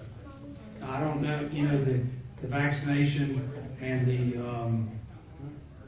the credibility of the vaccination being questioned, I know, I'm not across this questioning country, 100%. I'm just or wondering the what- effectiveness of it, but yes, the purpose of the cloth face covering by everybody now is for you not to share to someone else, and you know, as we're hearing, and as we've read, there are people with vaccination who are getting sick with this, and that's unfortunate as well.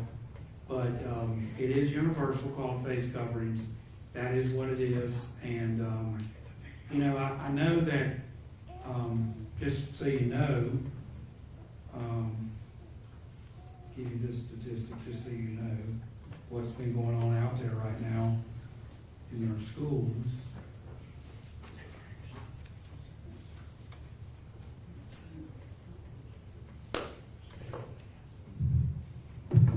We have 7 schools out of 32 that have not had a positive case yet, whether it be an impact case or a non-impact case. So probably there may be someone in those 7 schools thinking, well, this hadn't hit us yet. But 17 of them have had an impact case already. 22 of the schools have had no impact case already. So, you know, looking back last year,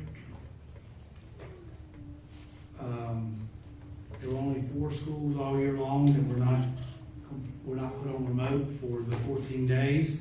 They were Farmer Elementary School, Franklinville Elementary School, Ramsey Elementary School, and Service. And when I look at the end of the first week, Farmer's already had activity with COVID.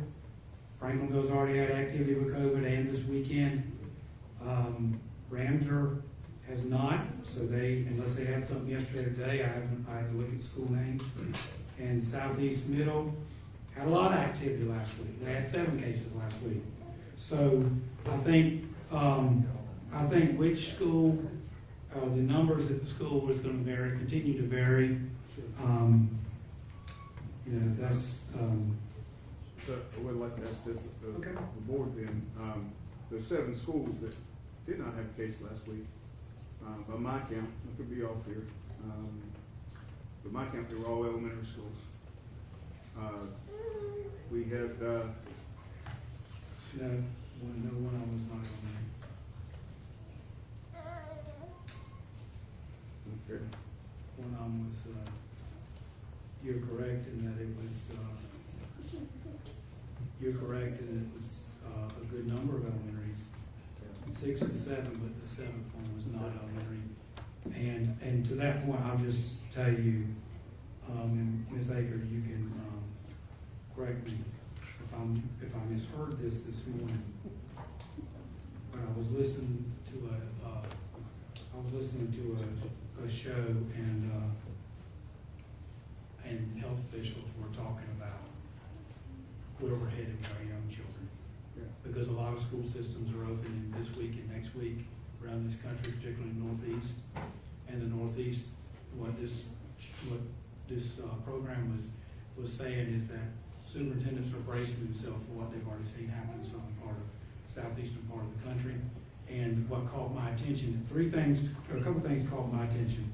One of them was, and of course you've already heard my take on this piece, so I'll just tell you, there were 3 big actions from medical staff said were important. One was false face coverings, one was vaccination, which I heard that. Vaccinations aren't that Well, important. I had a little bit of pause because we've got different opinions about it, Yeah. and that's not my role to be talking about that. And so I know, the I'm not last arguing. one was, She said the most important thing was But the the last one- No, vaccination. I said the vaccination was the more important. That's why I said the most important thing was the Yes. vaccination. The vaccination doesn't matter for us. but the third. It does. The vaccination is working. It's not working. You're saying it doesn't matter, the vaccine doesn't matter for us people. The third item that I heard say was keep pods of students separate, which aligns with what we're gonna do. And, in fairness, I know there's gonna be a lot of conversation out there, and I hope the media's hearing all this, because this is not a situation of 7 board members and a superintendent not talking. There has been unbelievable conversation for 17 months about this, and for 8 years, I've enjoyed this more than anything because of the relationship. But we talked about the concern about drivers, about open house. We talked about the concern about the cafeteria heading into last week. The fourth thing I heard, take away those 3 big areas of focus, the fourth thing I heard was the comments about the young children and the fact that they are not eligible for whether you want to debate the vaccination or not. There was serious concern about the young children, and I just felt like I had enough in my folder. I wasn't going to write it down, but it was all I could think about was elementary students. So we have been hit. 10 out of 16 elementary schools have been hit already. Yeah, so, Well, actually, if you want to go there, we really kind of have a 17 counting virtual academy. okay. And that's, All right. So I guess to board members, my fellow board members, if, this board, seems to want to take up getting guidance as far as, requiring masks, can we consider, because we had, 26 cases in elementary schools last week, 19 middle, 23, I missed one somewhere, so there's another one in there somewhere, but anyway, and middle and high school. Elementary school students account for 50% of our population, yet they only account for about 34%, about 35%, I guess, of the actual cases. I think it is extremely important, especially for younger grades, that as far as they get to see the teacher's mouth move, they get to see the teacher's face. I think it's very important. And can we, if you're absolutely determined we won't require masks, can we do it and not require it for the elementary school? Yes. Yes. Yes. Mr. Burgess, can I give you some statistics on that before we go there? Sure. Okay, so, Optional. All the way last week, student cases there were 36 student cases that affected the school, and there were 35 that did not affect the school student-wise. So 36 and 35 is what, 71? 28, just so we have the right numbers here, 28 were down there though. Okay, that's the exact number, so 28 of 81. 71. Kids or teachers? This is students. If you want to talk about teachers, No. last week there were 6 that affected schools among staff, and there were 4 that did not affect schools that were staff, and the elementary staff was very non-existent in that data. But obviously that was only 4. There was only 10 of those. That was last week, only last week. Yeah, So it's I'm only 1 looking week's worth of data, I understand because, that. but I do see 28 elementary student cases, and that is only Saturday 21st to Friday the 27th. So, So, as far as fellow board members, is there any interest in that? Fred, I have interest in that, and I'll tell you why. Because it makes sense to me. But the other thing is it something we can do? It wouldn't fall under universal if we did it that way. Is that something we can do based on the guidelines? what you're basically saying is a school-by-school situation. Grade level, yeah. Grade level. Yeah, you're Grade level, saying, not by school. so you're basically saying, take the virtual academy out because they're not present, on campus, so, or in person, let me say that. So, you're basically saying you have 17 elementary schools, you would only do it for 7 high schools, and, we now have 7 middles. So I guess counting your warrior, that mix, so. Some would be in mixed age groups in the same house.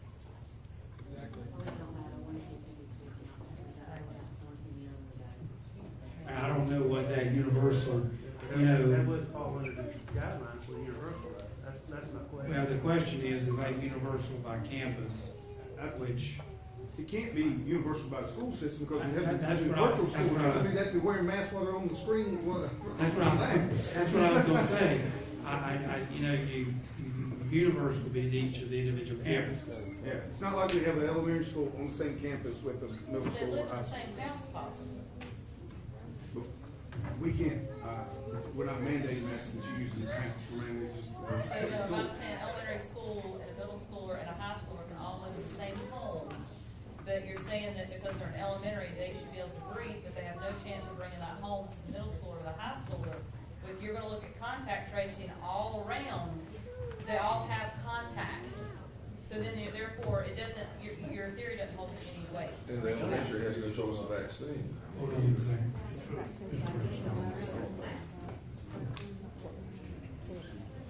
Okay, last year, just as a point of reference, okay? As a point of reference, last year, student cases that did impact, student cases, this is August 15 through June 4. Student cases that it did impact the school, this was the breakdown. 42% of them, 42.28% were elementary, 19.11% were middle, 38.62% were high. And for the ones that did not impact schools, because they weren't, when you did look back, they weren't in that mix. A lot of that, again, what I told you was because of A Day. Elementary was 32.01%, middle was 25.65%, and high school was 42.35%. So when you look at the numbers, and you start thinking about over the course of a year, probably, and that was year end right there, okay? So it's gonna be a little bit of a, and when you look at, okay, let me go back. When you take all the positives, whether they impact or not, elementary 35.38% for the year last year, these are student cases. Middle was 23.50, and high school was 41.12. So the elementary was hanging in there with the high schools. But Pretty with good. 50% of the population, and they only accounted for 35% of the cases. That's, again, that's what I'm kind of getting back to, is the numbers there, is that proportionately, if that was the case, per capita, elementary school students should be 50% of the cases. Well, But interesting. also, because it's easier for teachers, maybe a little more difficult for fourth and fifth grade, but they are smaller classrooms, they're in there. It's easier for them to social distance a little bit more in that kindergarten, second grade.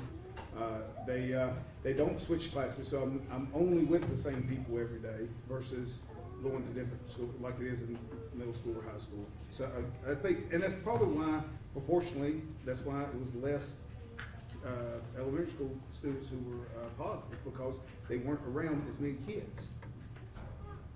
I don't think that's the case. Well, if I'm in high school, I may be in the classroom Well, it might be with less 100 different than- kids over the day. That's not, they're clearly, elementary's clearly above already for the first, counting a couple randoms up in the week.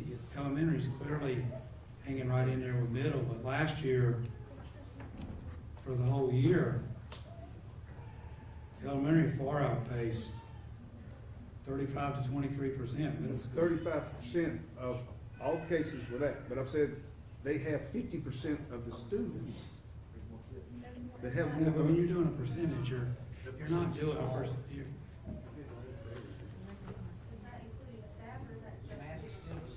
I'm talking about percentage of cases. I'm not talking about percentage of students. I understand.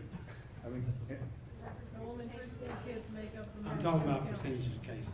okay, what I'm saying is, But look, we can sit here, I sit here and been quiet this whole meeting. Been waiting on you, Tracy. I know I've been called an uneducated redneck. But I'm wearing a mask because I work in the fire and EMS field. I see corona on the day-to-day basis. I'm wearing this out of respect to y'all. In case I have it, I'm not giving it to you. The whole thing here is, whether you want masks or not, that's not the deal. It's been said, the deal is you want your kids in the school. I talked to people all day long yesterday. Teachers, students, what did they all say? I'll wear a mask to be able to go to school. You know, they want to go to school. Well, hey, like I say, 15,000 kids, 15,000 responses. You talk to some, I talk to some, you talk to different ones. Why can't it be optional? I don't get it. Right. You know, because what's gonna happen, we've seen it. Hey, don't want masks, that's fine. But when it goes all virtual again, it's all virtual. Don't be like that anyway. freedom over tyranny. That's like holding their freedom over their head. Right. That's You what, know, I that's do what think, it's all Sarah, do you have about. anything you want to add? I mean, right now they're optional, so if you want your child in school every day, we'll send them with a mask. If Amen. you don't, then you will get the phone call, like all these parents have already gotten, your child's out for 2 weeks. Give me that option. Go, that's freedom, freedom of choice, for his personal reward. Whether we, But that's what not an else? option. Tracy, you have anything else? Todd, Mike, Brian? I want you to know, whatever we do, this board's going into closed session after this meeting. And we're gonna come out, whether we agree or disagree, we're gonna be friends. and we're gonna let it be behind us. And, this board will continue to work as hard as we can for you, and I can guarantee you one thing, this is the part you're all, I think, missing with this board, that I know, this board, they're on top of things, Dr. Gainey's on top of things. If we see that the rules change, or we can go with, if we decide to go with masks, if we see we can remove that, we'll be quick to remove it, I can guarantee you that. Or if along the way we decide, Fred, elementary, something we can do different, we'll be on top of that, because technically, it's been dumped in our lap, I like your sign. Oh, thank you, you're welcome, I had that custom made. It has been, it's been, I called that office, I asked, why don't you help us here? If that's what you wanna do, that's the right thing. Because he's a You know, coward. it's political, it's dumped in our lap, and we're here arguing over something that's dumped in our lap, and we know what? We're all friends. Well, And show I him hate it how not puts be a us into coward. that Show him situation. by example, don't be a coward. Stand That's up, what no it mask is. There you go, guys. If you relinquish your freedoms, you don't ever get them back. Anybody else have any comments? When you relinquish your freedoms, you don't get them back. Mr. Cook, Yes, sir. I wanna make sure, and Tara, if you will correct me if I'm wrong, if I say something inaccurate, I wanna make sure we're real clear on where we are, because I keep hearing the different comments about, okay, so if a person has been fully vaccinated, he or she does not have to quarantine if, or does have to quarantine if they have symptoms. There are people with the vaccination who have symptoms. They have to quarantine, just like if they didn't have the vaccination. But if a person's been fully vaccinated, they do not have to quarantine if exposed to a positive person. They're fully vaccinated. Our message to principals, so when we have an impact case, the principals get a little script, we put the return date for it, they call everybody exposed, parents get an individual call, we add that statement on the end, if your child's been vaccinated, please show us the record, we'll move forward, okay? But the other thing that I keep hearing, and I wanna make sure before the board, we get to the end of this, is 2 or 3 of us wearing a cloth face covering is not what this issue is about. It's the universal. So you can't have universal, one classroom, not the other, or half classroom. We talked about that the other week. Was there something we could do differently? That's the issue. We want to have in place what would only send home the positive. It means universal. Could we get lucky and have universally out of school, every parent choose to send their child, or every child come in with a false face covering that? But that's what you're talking about with option. That's what we've got now, is option. But if you want it to be, and we're on the, I've seen in neighboring counties, a big thing in this fall, in the fall, at the high school level, is high school football. And as a former high school principal, these schools need those activities back. I think that's the most exciting event on a campus. It brings in the student body, the cheerleaders, the parents, the community, and the football team. But we haven't had one of those events canceled yet, but we're getting ready to have one. Mr. Sink, we've talked about, we've already come close on 2 soccer events, to my knowledge, right now. But I hate to see that happen during the school day. Mr. Cook, I don't know, I can read my recommendation again, or we have it.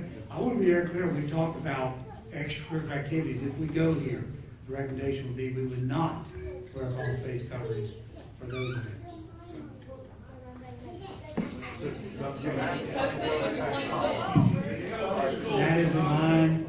That is in line with the High School Athletic Association's guidance. And so it was parallel to the extracurricular activities, just as a way to have some kind of perk in there. Perk, not science, perk. Yeah. So that you save your job, that's what we're doing. Read it again, Dr. Gaines. Fred, you got something else? No, I don't want to change the subject, like, go ahead and do that. Effective August 30, 2021, The Randolph County School System required the use of cloth face coverings by everyone, students, staff members, and visitors, while inside a building in our school system or on a school system bus. However, a person will not have to wear a cloth face covering inside a building if in a work area alone, such as a classroom or separate office. Also, the use of cloth face coverings will not be required for extracurricular activities both inside and outside of the building by students, staff members, or parents, students, staff members, or spectators. I recommend this plan be implemented through the end of the day on October 15. At that time, based on the data in our school system, this plan can be revised or remain in place. However, we have to do everything possible to keep our children and staff members on school campuses to, 1, provide 5 days of instruction per week for all students at the same time, while also having, 2, their extracurricular activities in place for regular schedules and procedures. I do not want the safety measures of not wearing cloth face coverings to interfere with these 2 major games compared to where we were as a school system on March 14, 2020. Kids can be in physical contact in the same room as sports, but they cannot be in the same On room page learning without 17, masks. in the toolkit, page 17, it says, fully vaccinated persons,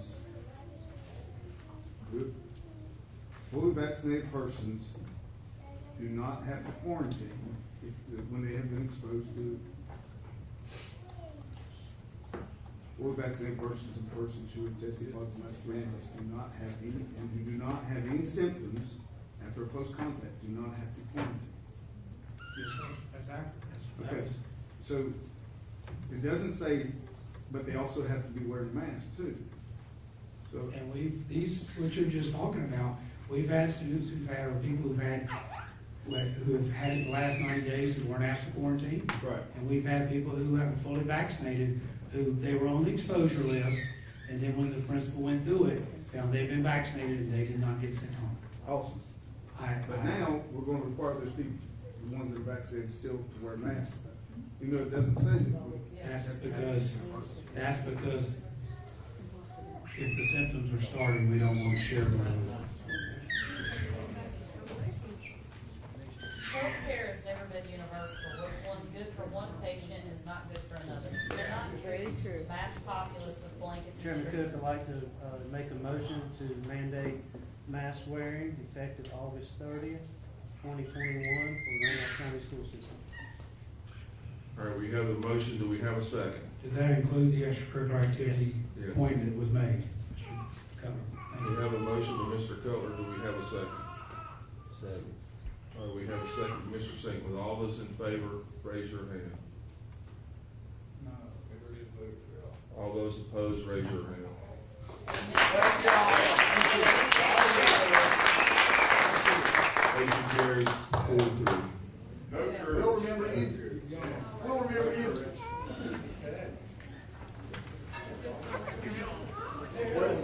Good job, guys. Yeah, doctor degree, they need to make that decision. Let the government dictate you.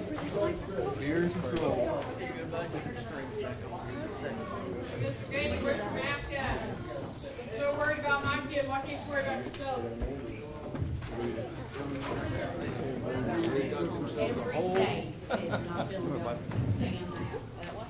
This time I move that Randolph County Board of Education will enter into closed You know if the session. police are gonna be there to make my kid wear a mask? To preserve the client privilege and discuss confidential personnel matters protected by North Carolina general statute. All right, we have the motion, have a second. All those in favor say aye. Aye. Opposed, we're in closed session. No one ever asked a question, are masks healthy? They're not. It is not healthy to sit there and breathe in your own carbon dioxide and your own germs all day.